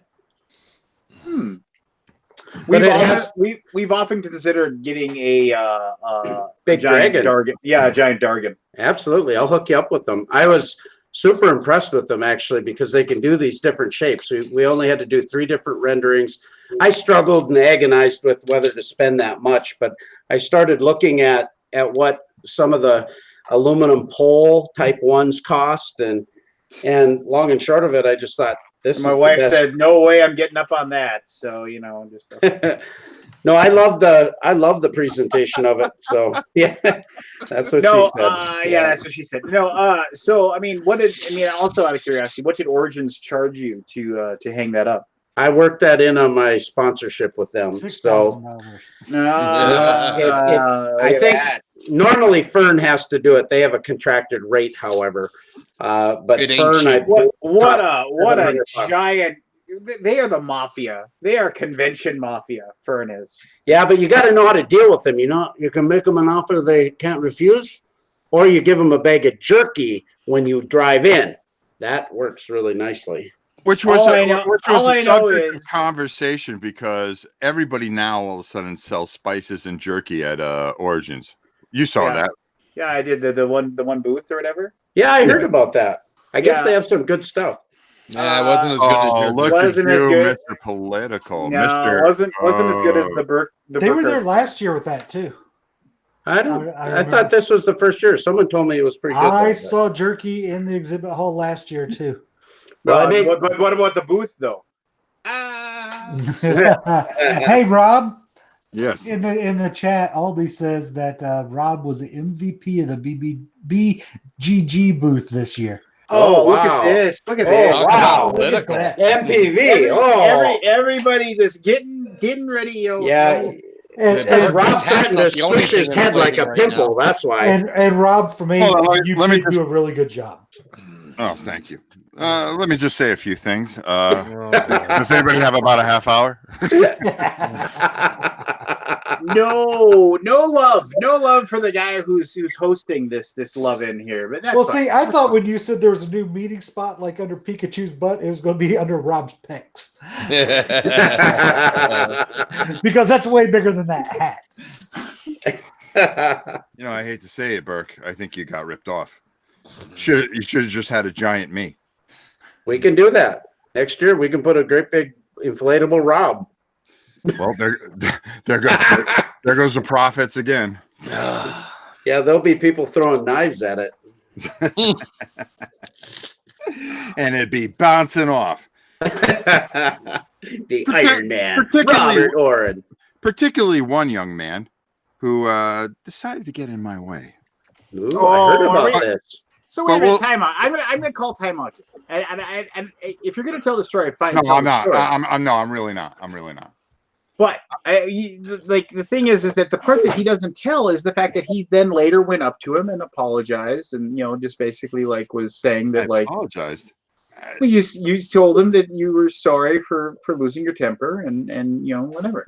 Yeah, being a hothead. Yeah. Oh, really? Is that the way we're going? That's what you said. Me that you did. You said it in your video. Yeah. No, you said, I whoa, Berkey. I think you had a little bit too many spices this afternoon. I watched your video. Let's hold on to our pacemaker and let's just get this right. Okay. First of all, I'm not going to tell the story, but yeah, afterwards, I after he apologized profusely, I did feel bad about basically telling him that every part of him would be in every part of the trash cans throughout Origin. Your entrails will become your extrails. Actually, what we were trying to do is get you in some more jerky. I just have this middle. What's it made of? Rob grabbing a dude and just ripping him in half. It was a really weird thing, and you have to see the video because the video's coming up in about a week, and I'll let everybody know when the video comes out, and then you guys make the judge whether or not I should have been annoyed or not because I left it in. So there you go. That'll be grievance 2.0 for next week. Well, I know who the person is when I see it in the video. Oh yeah. Definitely. Was it Forrest? Did you threaten to kill Forrest? First of all, let me just say this much, okay? Forrest, I tried to help, and I wanted to make the greatest video ever for Kickstarter for him, okay? So I offered to paint something and to help fund him get to Gen Con this year. But I said, hey Forrest, let me make a video. He goes, it's too late. And it would have been something like this. He goes, I just want to tell everybody how happy I am to help Forrest and this money's going to go to a great cause and everything like that. And just have somebody interrupt and say, oh, Bauer's Corner. We're not trying to save the forests. Oh, fuck this. Just get right on. Just walk right off the entire video, and just leave it blank. Let it go blank. But I didn't think he thought it was a good idea. Where is Forrest, anyways? Is he still working on that Kickstarter? Did somebody buy him a new box of crayons? He hasn't been on all night. He hasn't been in chat either. Yeah, I'm going to do what I can to help him. I mean, he is such a good kid, and it was nice to get to spend some time with him. Even though, we even have a Forrest story, and how our humble host decided a dinner for four should become a dinner for seven. Oh my gosh, this is like the worst retelling. I will tell exactly. No. Because I heard the story. I believe every word that he said. Because you make this crap up. If you add the four people, it would have been 12 people. It turned into 12 people. No, it was not 12 people. It was 7. It was 7 people. I told you equal 3 people. Oh my god! So I don't believe part of the story, Rob, because I don't believe Lance got anywhere on time. Got a point. So anyway. Here's the worst part about it. Here's the worst part of it. We're waiting the 45. I'll tell it real quick, because if we listen to this guy, it'll go all the way up until 1 o'clock in the morning. And Jim, I know you have a lot to say, but I'm going to cut you off.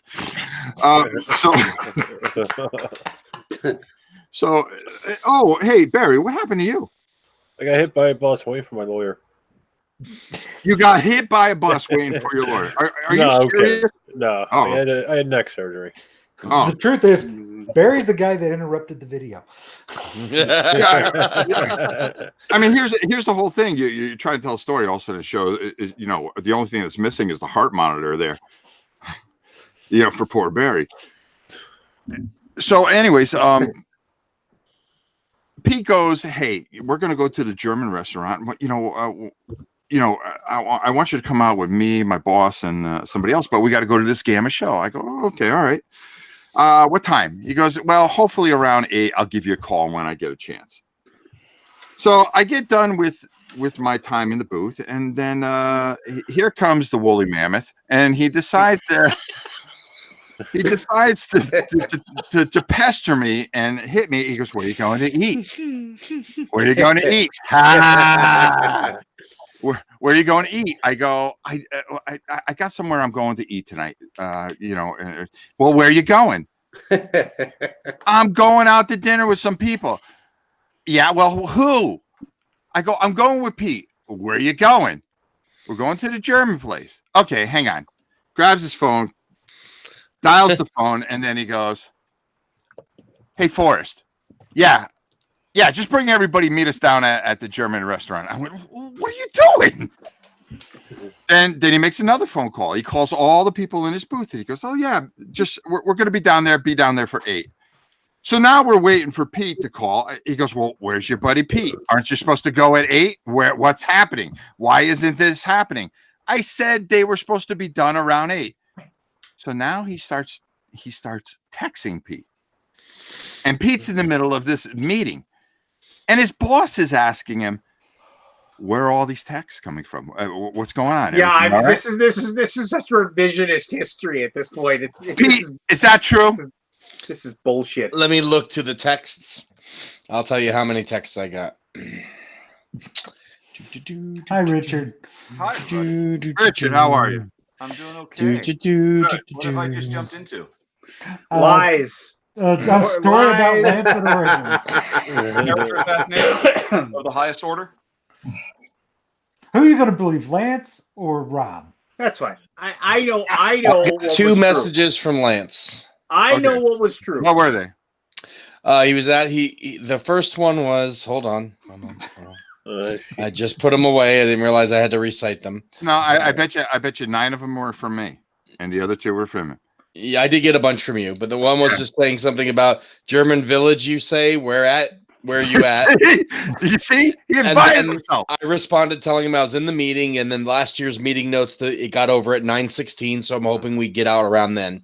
And then he said 9:16 is specific, and I said, well, yeah, I got it from the notes from last year. Unfortunately, they had a tie in the vote, and we didn't get out of there till closer to 10:16, but that's another story. Okay. So now he's telling me, well, we're just going to go. Let's go. I go. So lies make baby Jesus cry. Just so you know. Okay. All right. What about the bearded Jesus? Does he cry too? Keep going. Right, with your lies. If you feel comfortable with spreading this, none of this is lies. So we get there. Now we have all these people. So now the wait is 45 minutes. How many people was that again? 7, 8, somewhere in there. 7. Okay. Regardless, you can use your not opposable thumbs. You big. Meanwhile, everybody else was getting a table. Everybody else was getting a table because we only had so many people. Now, if I went with Pete, I would have got a table right away. Of course. Yeah, 2 hours. So now, true. 45 minutes. Okay, we have to wait. So we're sitting on a curb, and somebody down the street is like screaming bloody murder. That you will admit, right? I couldn't hear it over your tears. Yeah, because he decides to tell us this story And it was the most ridiculous story because it had no end. It had no end. It went on for like 35 minutes. Then Who we was finally telling guess Man. the woolly mammoth himself. None of his stories end. Oh, okay. So none of your stories ever end. So you tell me where any of this was a lie. As he sips and he tries to think of something witty. No, that's fine. I mean, I know exactly what now he's happened, upset.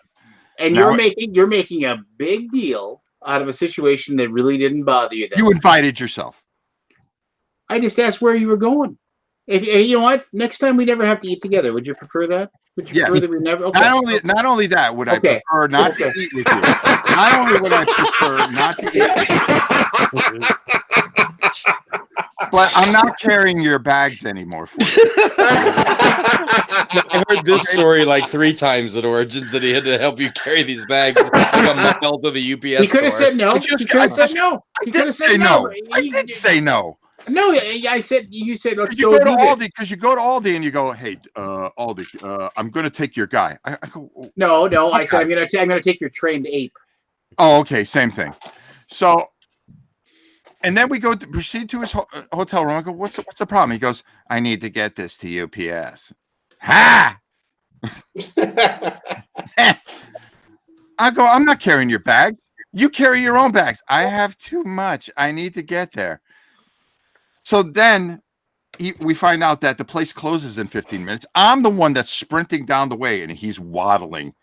I'm carrying about 200 pounds of games that he begged from everybody that he possibly could. Lies. Oh, boy. Lies. I believe it. Actually. Did I even get a thank you?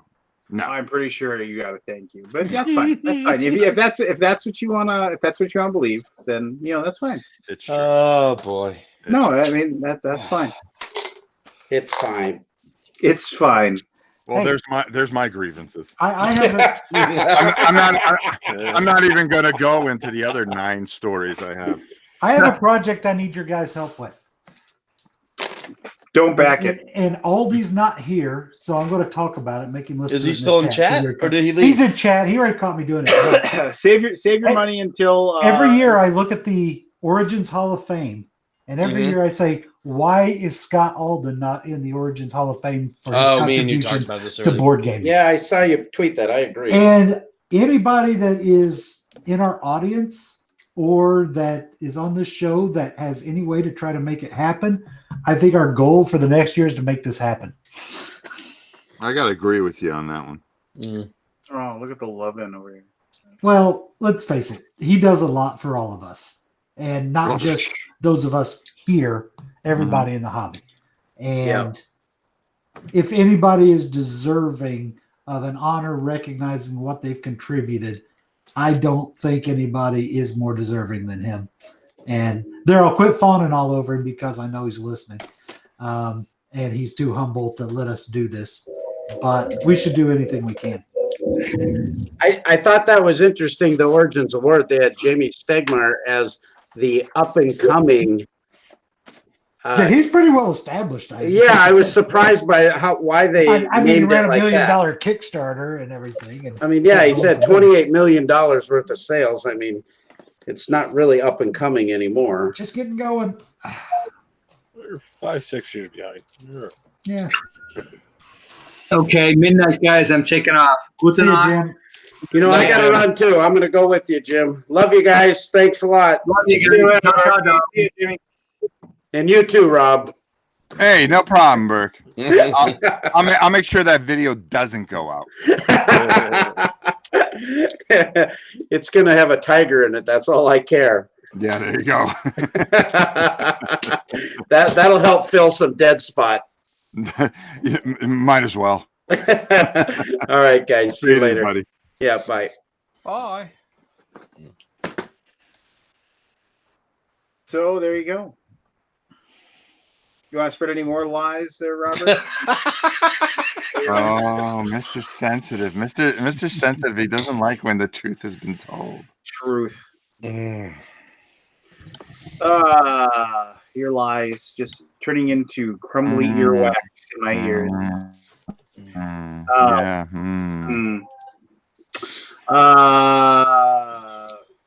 Crusaders ended up being number 2 in the Geek Buzz. That's not bad for a game that's been out for 8 months. Yeah, it's actually real good. So it's got some legs. We're gonna do we got a reprint coming, and then because it's the retail version sold out, you can't get it. Well, I mean, you can find it, but we're sold out of all of our copies. So we're hoping that we'll get that. Oh, and if you didn't get a copy of Gugong, we just got our copies into our warehouse today. So if you were looking for that, you weren't able to find one. That'll be out there. Did you just start reprinting that or printing that? Well, no. I mean, we ordered another print run a while ago, and thankfully it got in underneath the tariff border. I saw it in the store the other day, and I didn't realize you did it. Well, we partnered up with Game Brewer to have it done. So I mean and then they're doing an expansion that we're partnering up with later in the year. So no, expect a Crusaders expansion later this year too. Which we're not going to Kickstarter. We're at least 99% sure we're not going to Kickstarter. We're just gonna print it. Are you crusading to a new continent or something? Because it's gonna have from the stuff I've seen, it's gonna have new nightly orders and things like that. But the big thing is that you're going to be able to build up a thing that's around like double build basically. So the castle will have walls around it, and the church will have you'll be able to double build. So the buildings that you create will have powers and stuff, and you'll be able to on a spot that already has been built, you'll be able to build again. So you can change things up and stuff like that. So. But that's later on in the year, probably quarter 3, hopefully. And then everybody wanted a copy of Rolled West, but we didn't have enough to sell, so we didn't sell. But we did sell copies of Festival of 1,000 Cats, which, if you like trick-taking games, is a fun little game. I want Rolled West because I didn't know it had 12-siders in it. Mm-hmm. That looks cool. The cool thing about Rolled West is that Daniel Newman had an idea for a dice game, the beginnings of an idea, and then he was hanging out with the designer of Gold West, and then he just basically said, hey, I bet I could make a dice game version of this, and with your blessing. And the guy said, yeah, go for it. And so then he created one and then presented it to us, and it's quite fun. So there you go. And it is actually there's a lot of dice games that are oh, it's the Puerto Rico dice game, but it really doesn't feel like Puerto Rico the dice game or something like that. I'm just throwing that out there. I'm not damning Puerto Rico the dice game if that's even a thing, but this one actually feels like Gold West. So if you like Gold West and you like roll and writes, you probably enjoy Rolled West. It is very nice. I'm curious, why did you go with dry erase boards and all that instead of pencil and paper? Just the idea that it's permanently reusable. Sure. And that's the It the seems idea. to be the new thing now. Dry erase seems to be popping up everywhere. But they never work. They don't always work great. If it's cheap quality ones, sometimes they don't erase well and they leave the lasting impressions. But decent ones are very usable. I mean, I like a lot of the roll and writes are using them now, but I prefer wet erase to dry erase. I do also prefer wet erase to dry erase because you don't accidentally wipe things out. That's true. Mm-hmm. I prefer the pad of paper.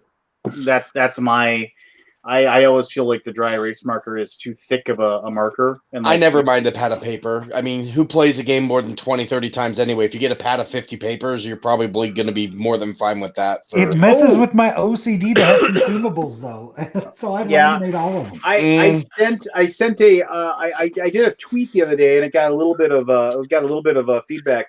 I said reviewers always want to say.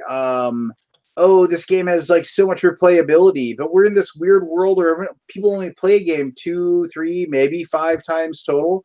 Is replayability still a thing? Is that something that we really are concerned about anymore? Well, regular people, sure, because they only get 5 games a year. Yeah, I think your average consumer that only buys, under 10 games a year replays those games throughout the year. We are entirely, anyone who's watching this channel or on this channel is an entirely different beast altogether. We are a sickness. Yes, we are. And are you the cure, Richard? No. No. I am definitely. He is an infection vector. I'm a vector, yeah. Hello, John. Already infected me this week, Richard. Oh no! What?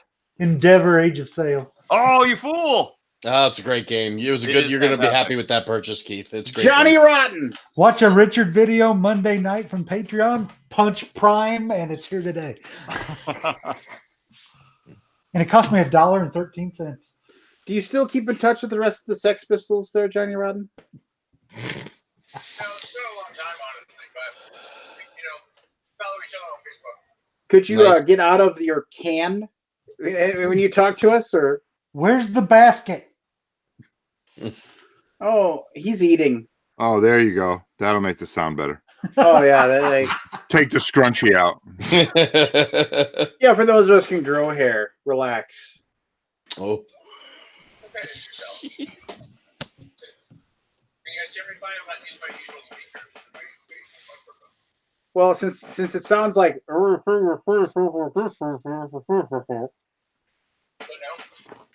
yeah, so no. That's better. That's better. You know what? While John's getting ready, Lance, I am genuinely curious. So, what was the dry erase marker approach for Rolled West significantly more expensive than? I would honestly have to go into our quotes. I don't know. I mean, that's. But I'm gonna guess it's probably comparable. Ultimately, I mean, just because of the fact that we did it with Big Dig. And we do with this. It's just plus there is also the aftermarket thing of it's got to make sure the PDF is available on your website and make sure it's downloadable and just that whole process. So it's just this way it's here you go. It's permanent. If your dry erase markers dry out, you know where you can buy more. Go to your Target and pick them up. You'll be fine.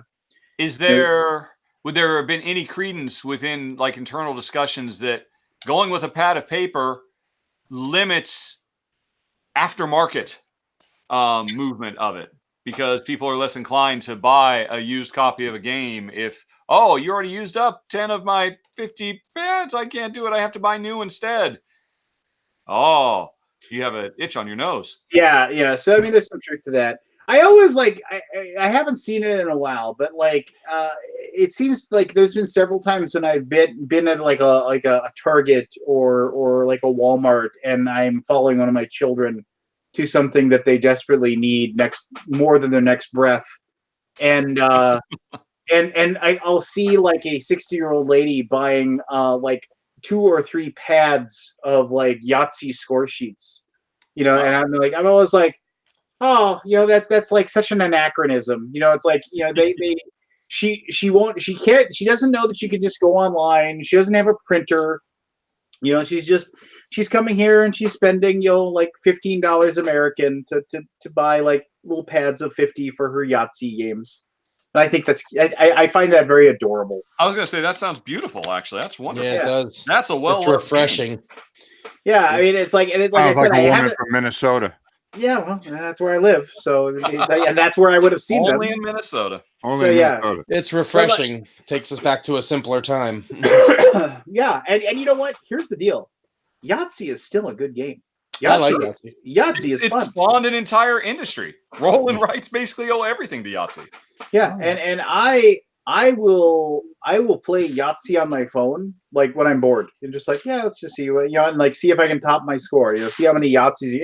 It's completely luck driven, but still. And how many great games took the Yahtzee roll and keep mechanism the and roll used three, right? Yeah, roll 3. Yeah, one did. No, there's more than one. Yeah, I'm being facetious, obviously, but exactly. It's something where I mean, plus there's all, of course, like the family memories of playing Yahtzee and stuff like that. So, stuff like that. Yahtzee is one of those few mainstream games that I still go back to. Like, I don't play Monopoly anymore. I don't play Sorry anymore. But Yahtzee's one of those games that I've never outgrown. Like, I played it as a kid. I'll play it now. I had another fantastic discussion with somebody else I forget who it was. Dang it! And we were having a discussion about playing games with your kids and whether or not you let them win ever. And so there's people that I've seen it's like I brutalize my children. Yeah, it's like whatever, it's like here's the deal. And I know there's people out there that's like, nope. And then that way when they finally do beat me, they've earned the win and it's that much more sweet.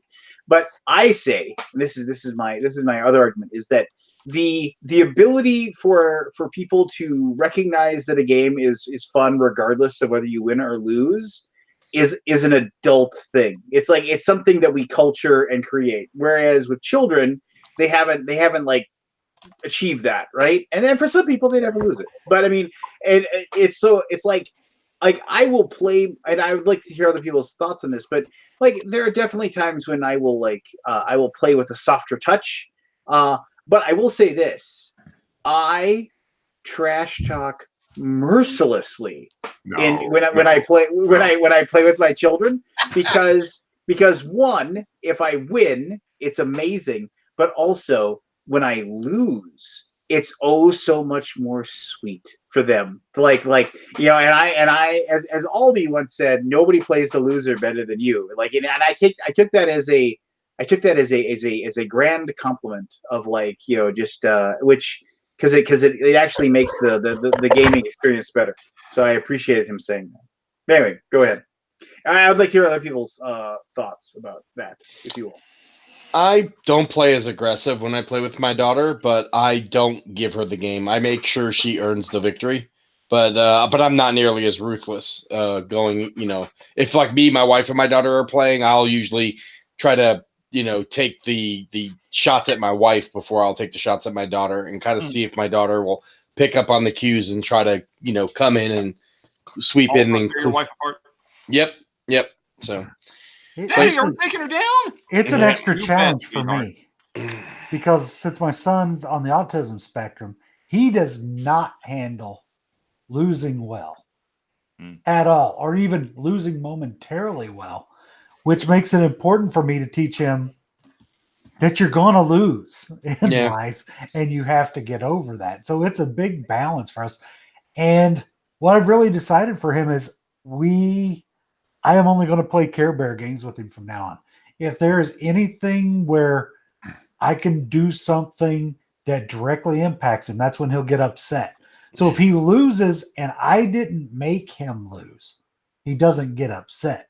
But if he sees that he feels like I made him lose, that's when he has a meltdown and I hate you, blah, blah, blah. And, then game's over. We're done. Cooperative games are good for that too. Yeah, I mean, do you play cooperative games with him then? We haven't done too many cooperative games. But he likes playing. But what's funny is one of the first games he learned to play and he loved was Survive, which is cutthroat as hell. But we weren't too brutal on each other. So I would just let him whoop on me with that one. Whoa. I'm sorry to interrupt, but you just said that Darwinauts is too mean even for you? Is that what you just said? That was in the chat. There's what is my next best game? I'm always looking for brutally mean games. I don't think you'll find it brutal enough. No, not that kind of mean. I mean, it's a strategy wrecker. It's Darwinauts is Carcassonne if during the game you can say, "Oh, you got a really long road there, don't you? How about I just rotate that tile 90 degrees and break it in half?" And then you don't get the resources you were going to get. He's already looking on Amazon for it right now. No, it's on Kickstarter. It's worse though because you're working a plan to get resources. You just gave Lance a boner. Anything.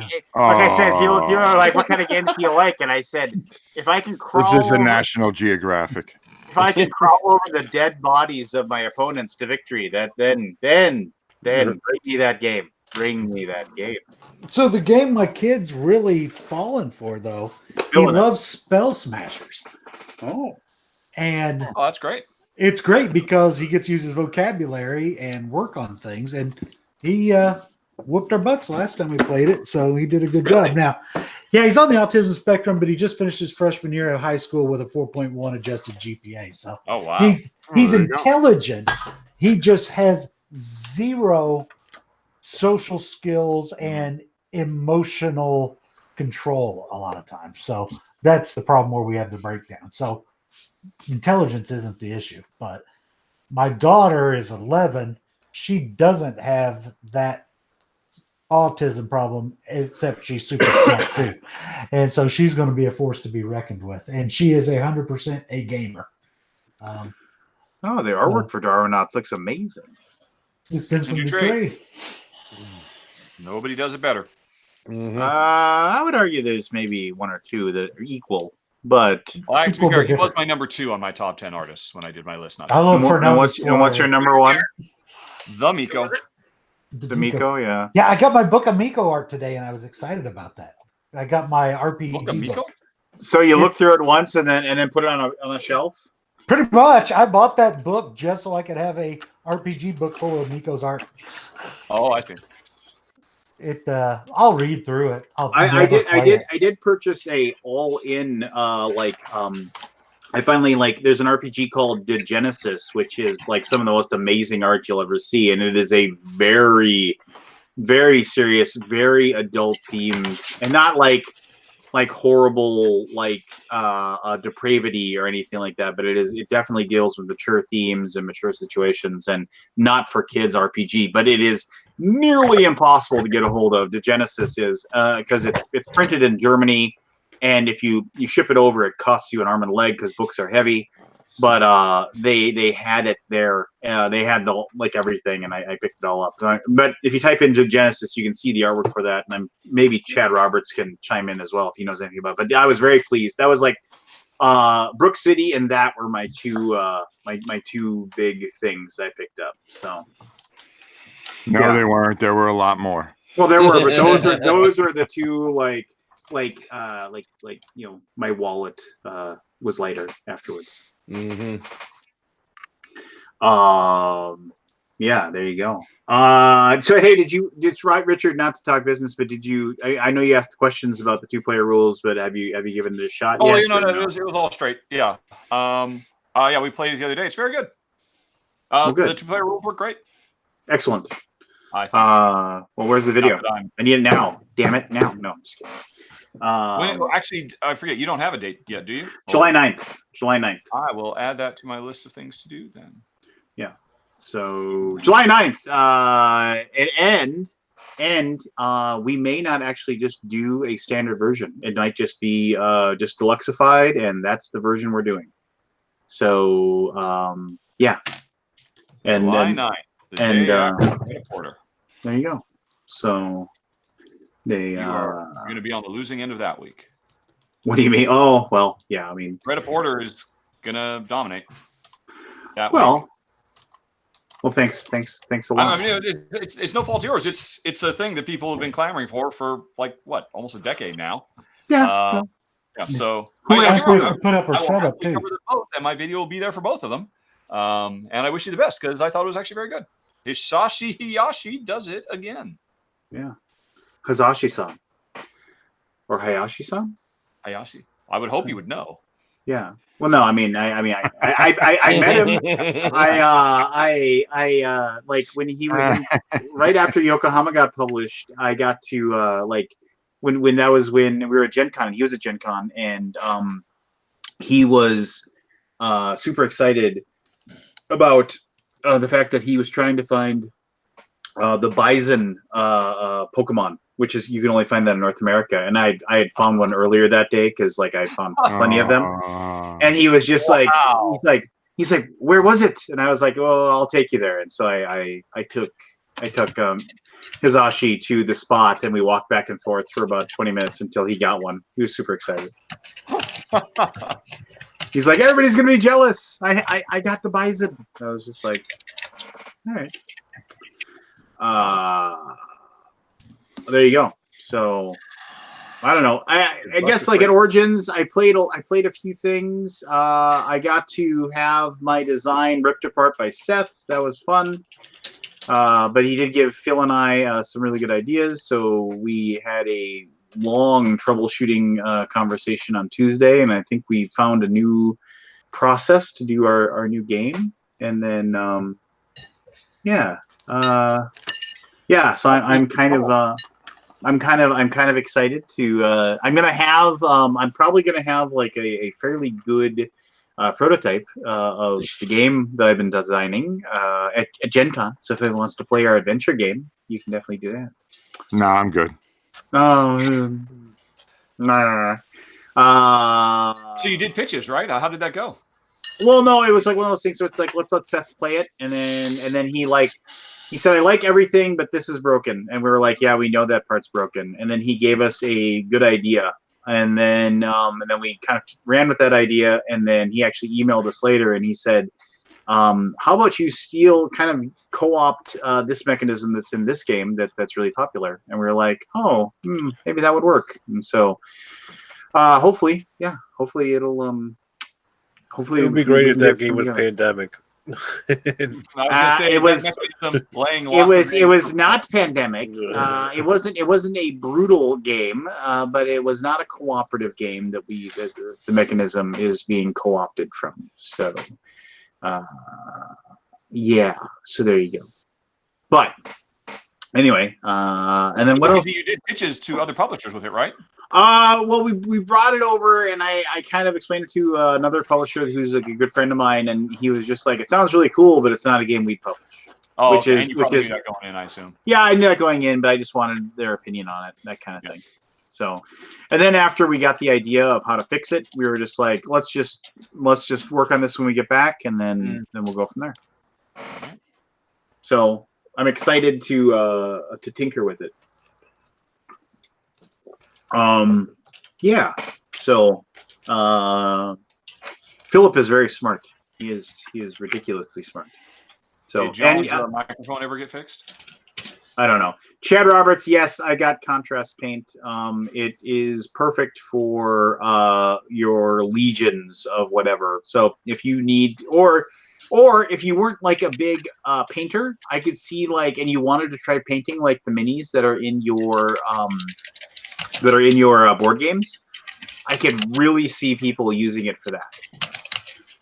And I think it would work really well because it doesn't, there's like, you can get it done pretty quickly. But like if you're running like a undead army in Games Workshop and you have 120 skeleton warriors, being able to get those table ready in an evening is a definite reality with contrast paints. So there.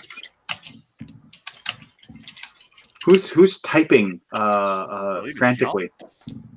I am. Google normally blocks me out when I type. Wow, we can actually hear your typing louder than your voice. That's the best part. That's pretty mind blowing. Hey, on the going back to the gaming with your kids thing. Yeah. A really helpful tip somebody gave me once was lose twice, win once. So a very effective way to keep your kid engaged and excited about victory, but not have the conclusion that they just always win or that they always lose. So it's in their favor for the beginning rounds of teaching them a sport or teaching them a board game and things of that sort. And for Little John, who's very sensitive, he's not on the autistic spectrum, but he is just very emotional. He's just an emotional little kid. It's worked very well. Well, I mean that's a lot different from my my current thing is just win every single time because I'm just that good. Well, so, yeah. I would just crush my kids. My wife would get aggravated because I would just absolutely crush them. And I said, the only way you're going to learn that winning is sweet is overcoming something. And for me, she just wouldn't get it because some of the things that I've learned in life is through a crushing defeat that I had to rebound and still sticks in my head. My kids now beat the crap out of me. Too. I mean, Little John's 4.5 and super sensitive. Yeah, I mean, there's a If you have a difference, of course. 16-year-old go-getter playing baseball, like try to crush him, Well, I mean, and I know it was traumatic for you when they took you out of the jungle, Robert. But I mean, you've acclimated now. It's called natural selection. Okay? Fuck up. Life's not fair. Yeah, I mean, life isn't fair. I guess life is going to stop and say, "Hey, oh, by the way, here you go. Here's a couple of wins." No, it doesn't work that way. That's not life. Rob Oren is just pawn in Game of Life. I am just pawn in Game of Life. Nobody knows what that's from. Anyway, that's fine. That's from freaking Blazing Saddles. There it is. Mongo just pawn. Mongo just pawn in Game of Life. Yes. Yeah.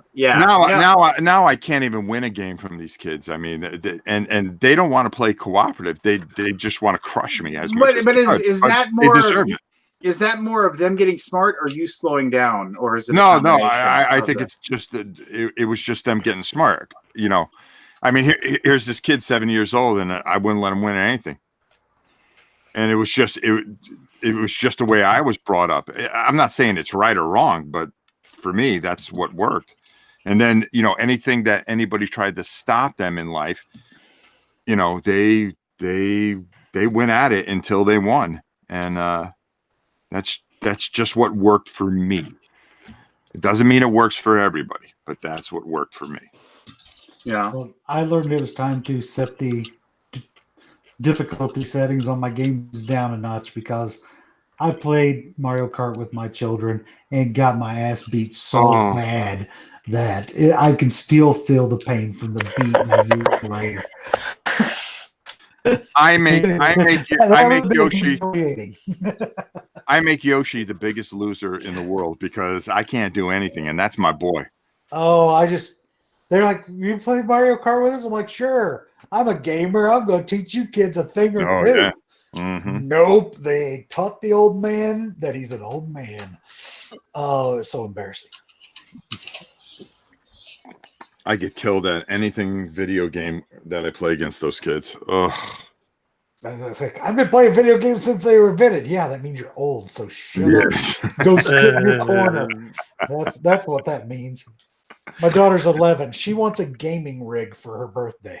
Nice. That's where it starts. Oh, she's already started. So she's stolen my old computer. She snuck in there once when I wasn't home. The wife's like, yeah, I guess you can use Daddy's computer while he's not here, blah, blah, blah. Now she's in there every night. She's like listening to Persona music on YouTube, cranking the bass on the subwoofer on the computer speakers in there. And it's just taking that computer over. She's in there. Boom, the office where when I first moved in this house, I was doing the boom, when I fell out the chair. Yeah, that's basically her office now because she stole it from me. And so, yeah, I guess I'm going to have to buy her a rig because that's what she wants. Yeah, I'm going to tell you. Oh, go ahead. It's your show. Oh, yeah, it is. Get it. Huh? Don't you forget it. It is my show. Oh, everyone. Yeah, not for long. Yeah. No, I did have somebody say they unsubscribed from me because I jokingly said, "Hey, be quiet, it's my show," and they're like, "Oh, your show, huh? Unsubscribed." I was like, "Oh, geez, well, whatever." Well, it had to be more than one person. I'm sure it was you. Honestly, oh yeah, a stock puppet. Just trying to. Let's not beat around the bush. Hey, John. John, speaking of winning and losing, I have yet to beat you at a dice roll-off, and I challenge you in front of the masses at Gen Con that 2 men will go in and 1 man will come out. With what? Whatever dice you decide that is glorious enough for the king of dice, which was you. And well, at Gen Con, you pick it. Best out of 5 at Gen Con. Best out of 5. And if I lose, best out of 5. If I lose, I am going to donate $250 to the charity of your choice. What if you win? I'm just gonna hug it out with my brother John and basically just jump around Gen Con. I finally won something. So what you're saying is that if you win, charities get nothing. Well, wow. All right. If I win, I will donate $250 to the charity of my choice. Hey, I got an idea for what John could give. I'm calling you out. Like a win-win. John. Here's what John does for you if you win. He designs you a set of dice in cystic fibrosis awareness colors. Oh, how about monkey poop colors? That's a good you big monkey. Not the monkey poop. There you go. There you go. Let's cost the guy about 10 grand. No, just design it. I didn't say he has to make them. He just has to give you a design. Maybe I've been prototype a one-off. my Ooh, there you go. There Well, you go. I mean, cystic fibrosis. The foundation has like a dark blue, a turquoise blue, and like an ochre yellow. So if you use those as your colors, there you go. There you go. You may already have a die that's close to that color. Just rename them. You know, I think we should do it. I think we should make a set that design and raffle it, because those colors people would throw hundreds of dollars at, and have the only one that exists. well, as soon as you get back from Ice Station Zebra, that'll be good for you to work on that.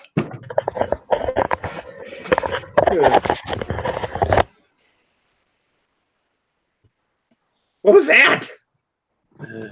I turned over my somebody ate a microphones. microphone. Maybe it doesn't sound as terrible. No, it still sounds horrible. No, I actually like this. John, I'd like 2 hard shell tacos, extra cheese. Do you have any chalupas left this late at night, or no? We are all out of chalupas, sir. All right, so would you like to add nachos or an empanada? Nacho fries. The nacho fries are hot right now. I mean, is anybody gonna share the nachos with me? If I eat them all, I'm gonna feel, overloaded. We're out of chalupas. You ate them all. Please hurry up. There are people behind you. The voice that's really giving me is the speaker in the middle of the glass at like the movie theaters and stuff. It's that quality. I have a coupon for a free bean burrito if I spend over $5. Is my order $5 yet, sir? Sir, you're at $4.98. Okay, could you just charge me cinnamon 2 twist? cents? Just added some cinnamon twist. Could you just add the 2 cents and make it $5? I mean, can we just do it that way? Sorry, sir, we can't do that.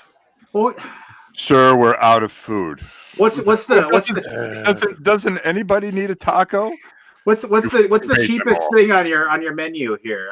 Can I just get like a hot sauce packet for $10 or something? I'm sorry, sir. Those are free. You know what? I don't need the bean burrito. I'll get it again next time. So, and we need 2 glasses of water, please. 2 glasses of water, ice water. We can do that for you, cheapskate. I mean, would you like extra ice with that? This just reminds me of the old Seth Jaffe days when he'd come on and like you could barely understand him. Good stuff. Yeah, I don't know what's going on. I mean, I can try unplugging it. Oh, he's much quieter now. Can we get that replay? Can we switch mics between Rob and John? That would actually be very nice. Wow. Go find a new bandana, you gorilla. Woolly mammoth, please. Thank you. Whatever. Anything else? I mean, what makes you wake up in the morning, look in the mirror, and go, "Yeah, bandana will do it. A bandana will finish the job." It's just to keep my hair back. Other than that. That what it is? Yeah. This is a look. Well, at least I don't feel like I need to wear a baseball cap to hide the fact that I'm balding every single day. I don't. Listen, I wear a baseball cap because I feel like it. I don't care. Then why did I ever see you without one on? You always see me without one. No, I don't. When? You do, because every time he wears it and you're talking to him, he takes it off, rubs his head, and puts it back on. Oh, yeah. He's trying to find one of the 4 hairs that's left up there, like remind him that, he was once a man, so. Are you trying to be the 5th member of Guns N' Roses? You know they broke up a while ago. No. So I'm trying to think of any other games I played at Origins. I played Hadara. I liked that, but after I get done playing it, I was just like, well, I don't need to play it again. So I was glad that I played it. So now I don't have to buy it. I played Bunny Kingdoms finally. Bunny Kingdoms is a good game. It is. That's a quality game. It was fun. I haven't played the expansion though. I haven't opened the expansion, but there's a bootleg chocobo on the cover, so it makes me happy. Yeah. I'm trying to think of other stuff. I mean, yeah. Like, go ahead. Go ahead. I cede the floor to Clyde the orangutan. I actually wanted to ask Richard something. Go ahead. Richard, have you tried this game at all? No, I have not. Okay. I wanted to see what you thought of it. But I'm sure you'll get it at some point. Dust in the Wings. I really like it. Is dust in the wings. It looked like it said dust in the wings. Yeah. They did Dust not in the Wings. Yeah, that's what it says. Yeah, no, it's something I really, really liked. And I really enjoyed it. I wanted to see what Richard thought of it, especially since one of his expertise is definitely Euro games. It's pretty abstract, isn't it? Yeah. Looked at before, I think. Yeah, it's definitely abstract. Yeah, no, definitely. Kind of it could be played with colored cubes.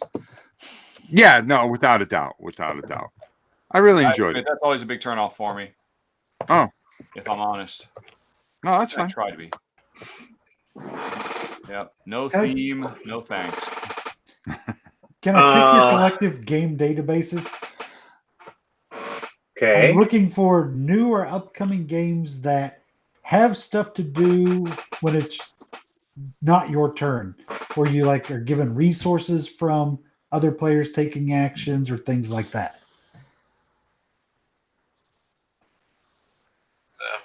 Or even a lead and follow one. What was do things when it's not your turn, you said? Yeah, upcoming or new games that give you things you can do off turn, either actions or gain resources when other people do something to gain resources, etc. And they have to be upcoming or current. Like the way in Ceylon you have the cards you play, and the person that plays the card gets one thing, everybody else gets something else. Things like that. So kind of like bowling. Because when you're not bowling, you're usually eating cheese fries and beer. You eat beer? I want to make a bowling board game so that when other people are taking turns, I can eat cheese fries and drink beer. But I like games that do that because it helps with the downtime. I'm trying to think of some other examples of when I was a kid, I had like a Yahtzee type game that was bowling.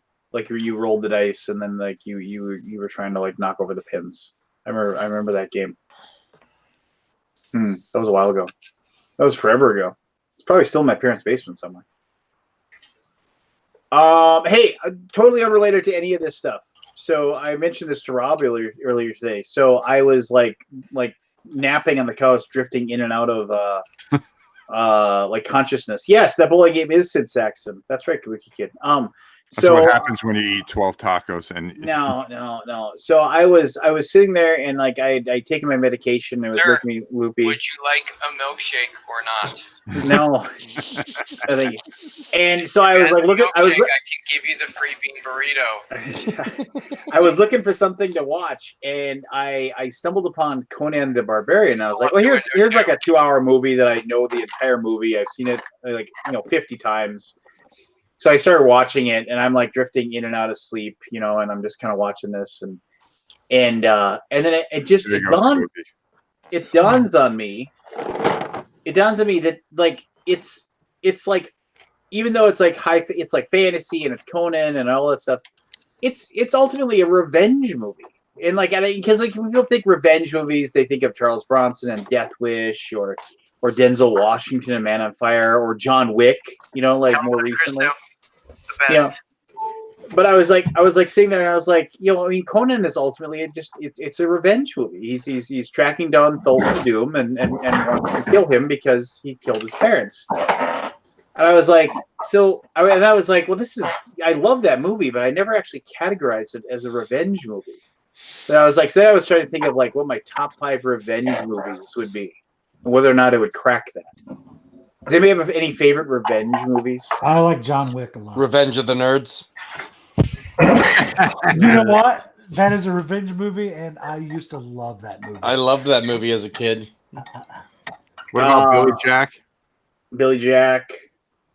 The Outlaw Josie Wales, ultimately a revenge movie.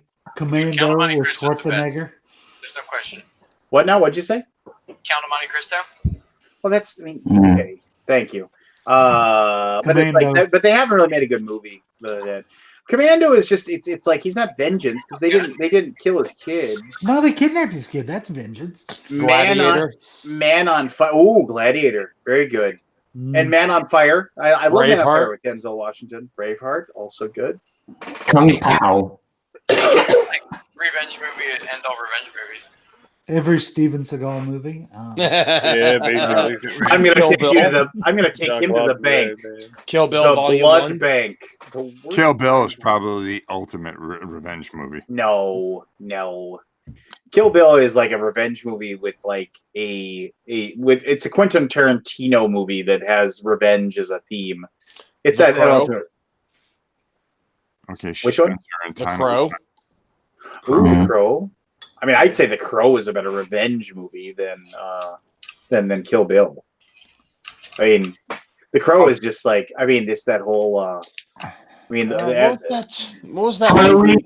What was that movie with the tattoo, the dragon tattoo? What's it? The girl with the dragon tattoo. That, yes. It had some revenge elements, but it wasn't ultimately a revenge movie, though. Come on, every Michael Myers, Jason Voorhees film is a revenge film. Halloween's a great revenge film. Michael Myers comes back. I really like the Clint Eastwood movie Pale Rider, which is like one of the that's a revenge movie. Yeah, because like at the very end when the old like he faces off with the guy in the thing and he like shows his face finally and the guy goes, because the idea is that Clint Eastwood came back from the dead to get his revenge on everybody. V for Vendetta. But that's like great comic book. It's a graphic novel. It's a good movie. Ooh, The Unforgiven. Yes. Clint Eastwood. Deserves got nothing to do with it. Mm-hmm. I don't deserve this. I'll see you in hell, Bill Money. True. I'll see you in hell, William Money. Yeah. That's all he says. Yeah. Yeah. And then shoots him in the face with his gun. True Grit, yes. Both versions. Very good. Very good. Fill your hands, you son of a bitch. Anyway, yeah, I was just thinking about just old school like revenge movies. Like I said, like Death Wish is so good. I mean, it's like that's the Charles Bronson movie, right? Yeah, where he walks up to the one guy and he says he has the necklace with the crucifix on it. He goes, "Oh, you like Jesus?" He's like, "Yeah." Wasn't Mad Max basically a revenge movie too? Yeah. Good, you're gonna meet him. He shoots. Yeah, Mad Max, the first one, definitely. The first one. Films. All of Bruce Lee's films are revenge films, if I remember. Mad Max when he throws the guy he goes, those are poly whatever, like those are poly steel. You can probably cut through them in about 5 minutes. You can cut through your wrist in 2. Throws in the Revenge of a hacksaw. Ninja. Wow. With Sho Kazuki. Are there any board games that are revenge film where one player has to lose everything and then fight their way back? There was that one that I did. It was in Kickstarter. And it was really good too. And it was the idea that Greenbrier Games distributed it. Oh man, it was good. It was a really good thing too. I can't remember it though, of course, because I've just played too many stupid games. Again, I had another situation where somebody was like, "Oh, check out this game," and I picked it up. I was like, "This looks really cool," and I kept looking at it and kept looking at it. I was like, "I think I played this," and I kept looking at it and kept looking at it. Then I searched it on my channel. Oh yeah, I reviewed it like a year and a half ago. Just forgot it. Yes, Vengeance, the game. That's what it is. Ooh, Wrath of Khan, a revenge movie. Yeah, I'm going to leave you like you left me, buried alive. Gorgo was a revenge movie. Yeah, good revenge movies. I like a good revenge movie. The Punisher TV show. Well, and there was also the movie. And I mean, admittedly, the first Punisher movie wasn't great, but it ultimately, I mean, that was, I did like that. He's like, I got you to kill your wife, your best friend. You know, no, he goes, I killed your son. Then you hear the scream and the explosion behind him, both of them, and then he was like, I got you to kill your best friend and your wife. You know, and it was like, I mean, it was pretty ultimate revenge. Too bad the movie was just kind of Braveheart. garbage. Braveheart was a massive revenge movie. Yep. Ultimately, it was about revenge. Though he did get vengeance for his wife right away, you know, fairly quickly. Wasn't enough for him, though. Well, what's enough? Yeah. It's never enough. So here's a weird J.M. Silent Bob Strikes Back. So Rob, earlier today we were talking on the phone, right? Yes, we were. So here's a like Google is listening always kind of thing. You know how like your YouTube feed will like just start like, oh, you looked at that, then you must want to look at this. Oh, you looked at that, you must want to look at this kind of thing. Mm-hmm. I hadn't watched a Pulp Fiction clip or seen that movie in a decade.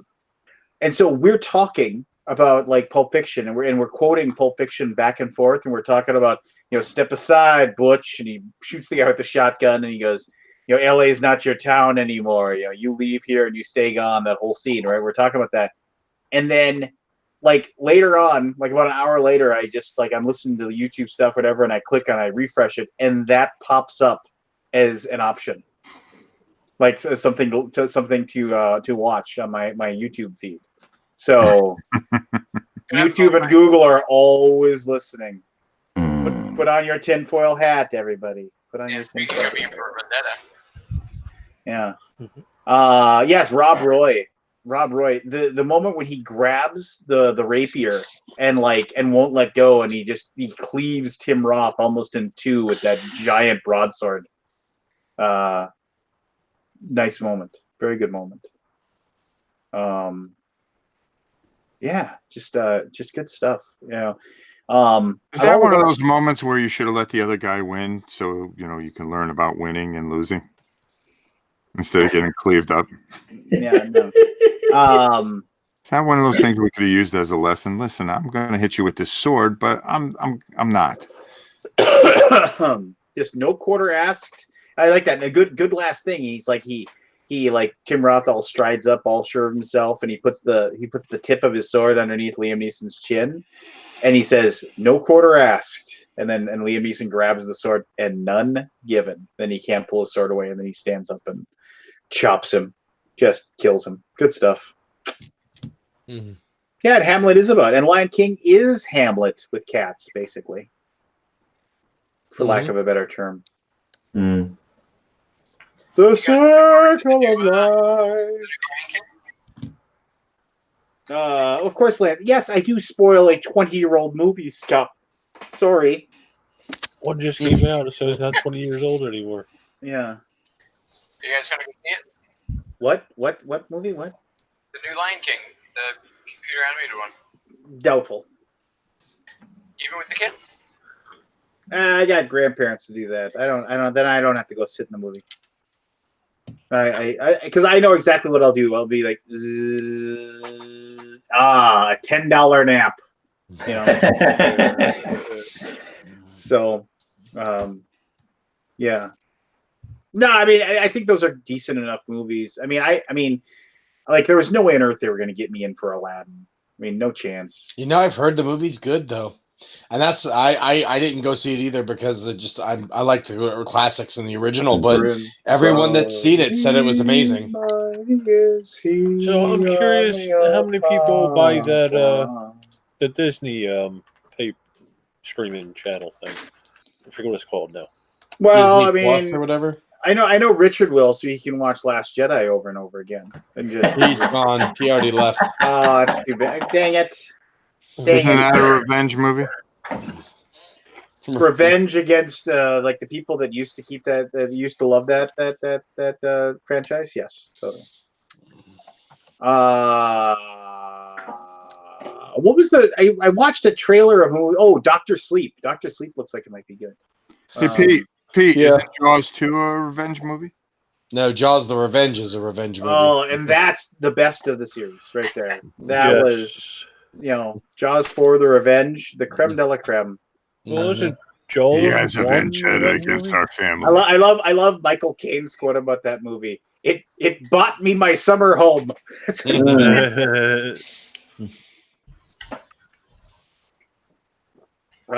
Yeah, that was a horrible movie. Yeah, it was. Though I've watched The Meg a couple more times since it's on HBO and I have HBO streaming. So I've watched it a couple times. The Meg. Meg. It's a decent flick. Oh, it is. It's so good. It's not great. It's just a decent popcorn flick. That's all it was meant to be. And the next one's coming out next year. No. Yes. Yeah, they greenlighted a sequel already. They're filming it mid this year. Next month surprisingly, Jason Statham wanted the paycheck. Yeah. I mean, it's just kind of like he needs a summer home. He's gonna be kickboxing the shark this next time. I'm excited to see it. Yeah, and I'll still pay my money to go see it. It's gonna be the revenge of the little dog at the end. That's what it's gonna be. The dog's gonna kill it. The Meg was a perfectly fine movie. It was perfectly fine. It was exactly what a summer popcorn movie was supposed to be. Yep. Just like Godzilla King of Monsters, it was a perfectly fine, if not good, summer popcorn movie. And that's just it. No. If you want to go down this, we can't talk about it because it's spoilers. But I mean, it was a good movie. It was not great though. Did you see The Monster? That's all I want to know. Yes. The last one you did not. You saw The Monster in the last one. I saw The Monster last one. Yeah. See, what other summer blockbusters are coming out? I don't even know. That's how out of touch I am with the movie industry right Toy Story 4. Spider-Man. Spider-Man. That's right. Okay. Spider-Man. That's like the only Marvel movie coming out this year, right? Yeah, Spider-Man's the only one that's the last one for like the next 2 years. Yeah, this is the last one in phase 4 or whatever phase they're in, and then they're gonna start phase 5 or whatever. Not in 2020, end of 2020. I just feel like they're gonna ruin Mysterio, and Mysterio is like one of my all-time favorite Spider-Man villains. Mm. They already kind of ruined the Vulture for me. Yeah, the Vulture wasn't done as well as I would have liked it. No. Even with Michael Keaton. Yeah, Michael Keaton was cool, but the character itself. I forgot how to act in that movie. That was terrible. Need a summer home. Michael Keaton, but he was terrible. Yeah. They need to reprise Keaton's role as Batman in Dark Knight Returns. Yeah. Old Batman. Ooh, any gut reaction to Robert Pattinson as the next Batman? No, not really. I mean, I know that he was in the Twilight series, and I'm not a fan of that. But my wife threw a fit about it. But I'm sure he'll play a fine Bruce Wayne. He's been in a lot of like indie movies, like cutting his chops and learning how to act. So I'll give him. And the thing is either A. Like I saw a thing where I read an article about it that either A, they cast him in the role, and they announced it, so it was early and people could vet their it's like a stupid whatchamadick movie. It's like the sparkly vampire Batman. They could vet their anger about it and get over it, and then it'll be forgotten. Or B. They did it just to make those fanboys angry about it, In which case, in either way, because it'll drive interest and it'll drive people to check it out and stuff like that. In either way, they said it was a brilliant decision by the marketing. I mean, honestly, can they get any worse than they are now anyway? So they might as well take stabs and see if something clicks. Well, we all agree. No, they can get worse. Justin Bieber as Batman. No, I mean, we all agree. I mean, okay, so here's the deal. So like, he'd make a good boy wonder. So there's Adam West is a great Batman for what he was. Michael Keaton did a very good job in those first two movies, the Tim Burton ones. Christian Bale did a very good job. I mean, and I'll just say Batfleck wasn't horrible. But it wasn't great, but it wasn't horrible either. But how much of that due to the story? How much of that was due to the direction? I think Affleck was a fine Batman. He was just in very bad movies, and that's the problem. Yeah. He's a good actor, and he could have pulled it off if the script was good. If Ben Affleck was playing the Christian Bale Batman series when he was a little younger, he would have done just fine. But it was bad movies that they put him in. Yeah. Yeah. So, I mean, I think that like you said, the bad movies or whatever. If they just done more, like with the Batfleck stuff, where it was like that fight scene that he's just beaten, like going into the warehouse and having that big like violent fight scene, that was good. And I guess and who knows if this is true or not, but they're saying like the first one of the like kind of reboot, kind of soft relaunch of it, it's going to focus more on like him starting out and him not really fighting like supervillains. I mean, the supervillains will be in it, but it's going to deal more with like the seedy underworld gangster thing that was very prevalent in the Batman animated series and stuff. Yeah, which was very prevalent in the Night, Rob. series stuff. Good night, Robert. Thanks for joining in. Yeah. Good night, Barry. I hope you feel better. And thanks, Scott. I'll talk to you soon. Good night, Rob. I love you, brother. Love you, John. Be good. Keith, I'll talk to you soon. Lance, go easy. Everyone, have a wonderful night. And Scott, I'll definitely give you a call at some point in the next week or so. So, good night, everybody. Ciao. Get some sleep there, you big ape. Do we really need another Batman this soon? No. Well, it's the next movie isn't for like what 2000, like late 2020 or early 2021. Yeah. So even then, I mean, that's what 3 years. I guess. They have to be relevant because they don't have enough to compete with Marvel, and if they don't, then they're just going to fall further and further behind. They're going. I think it's dangerous for them to try to reboot the whole thing. I mean, they lost a lot of actors, but you're gonna Wonder have to Woman throw and out Gal Aquaman Gadot. are great, though. But when you have to throw out Gal Gadot with the rest of it, like it might be worth trying to find a way to make it work in her world. She's just, I mean, what has she done wrong with that character? She's gorgeous. Like it just works. I have a coupon for a 3-for-1 on the like special chimichangas. Is that still valid? I mean, the expiration date was 2 days ago, but will you still honor it? Sorry, I asked you to pull up to window 2. Do you hear the sound of honking? Those are the people behind you.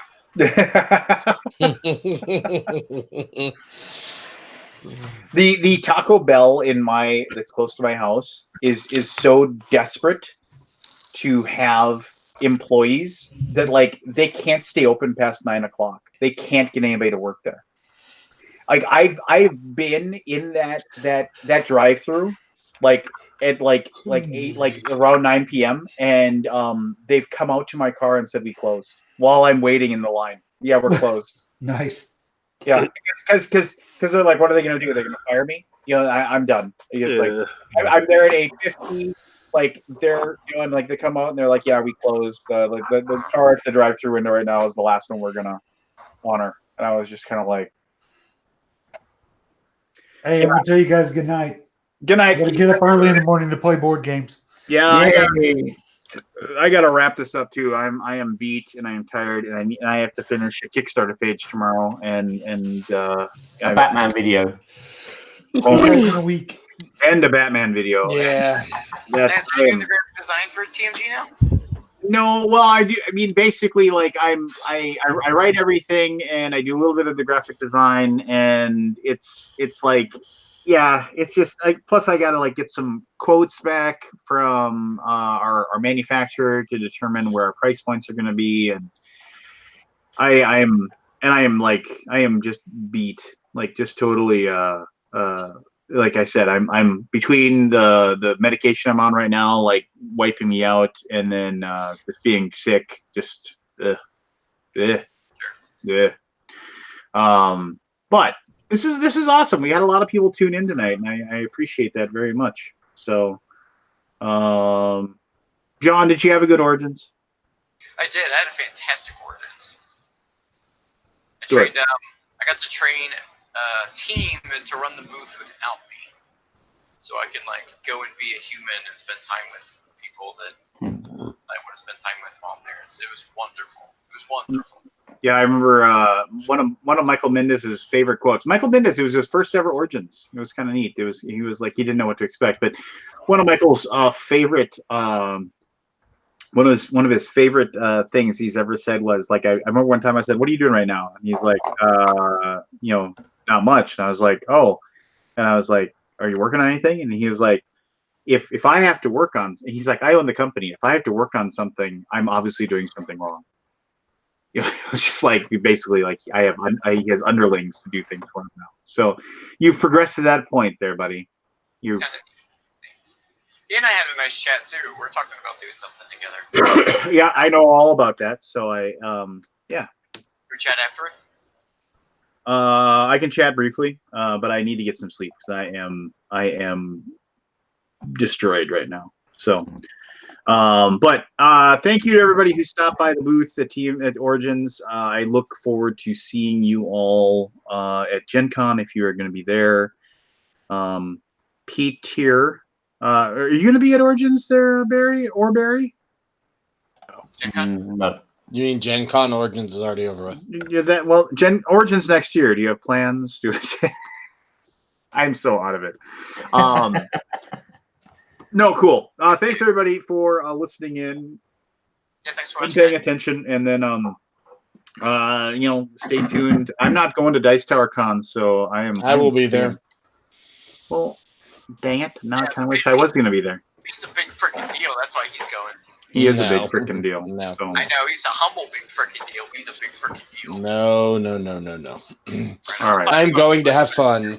I'm actually on vacation that week. I'm going there just to hang out and play games and spend time with my friends. Oh, that's cool. Makes me wish I was going then. All right. Good times for all. We'll be playing Jaws all week. Yes. All right. Good night, everybody. Good night.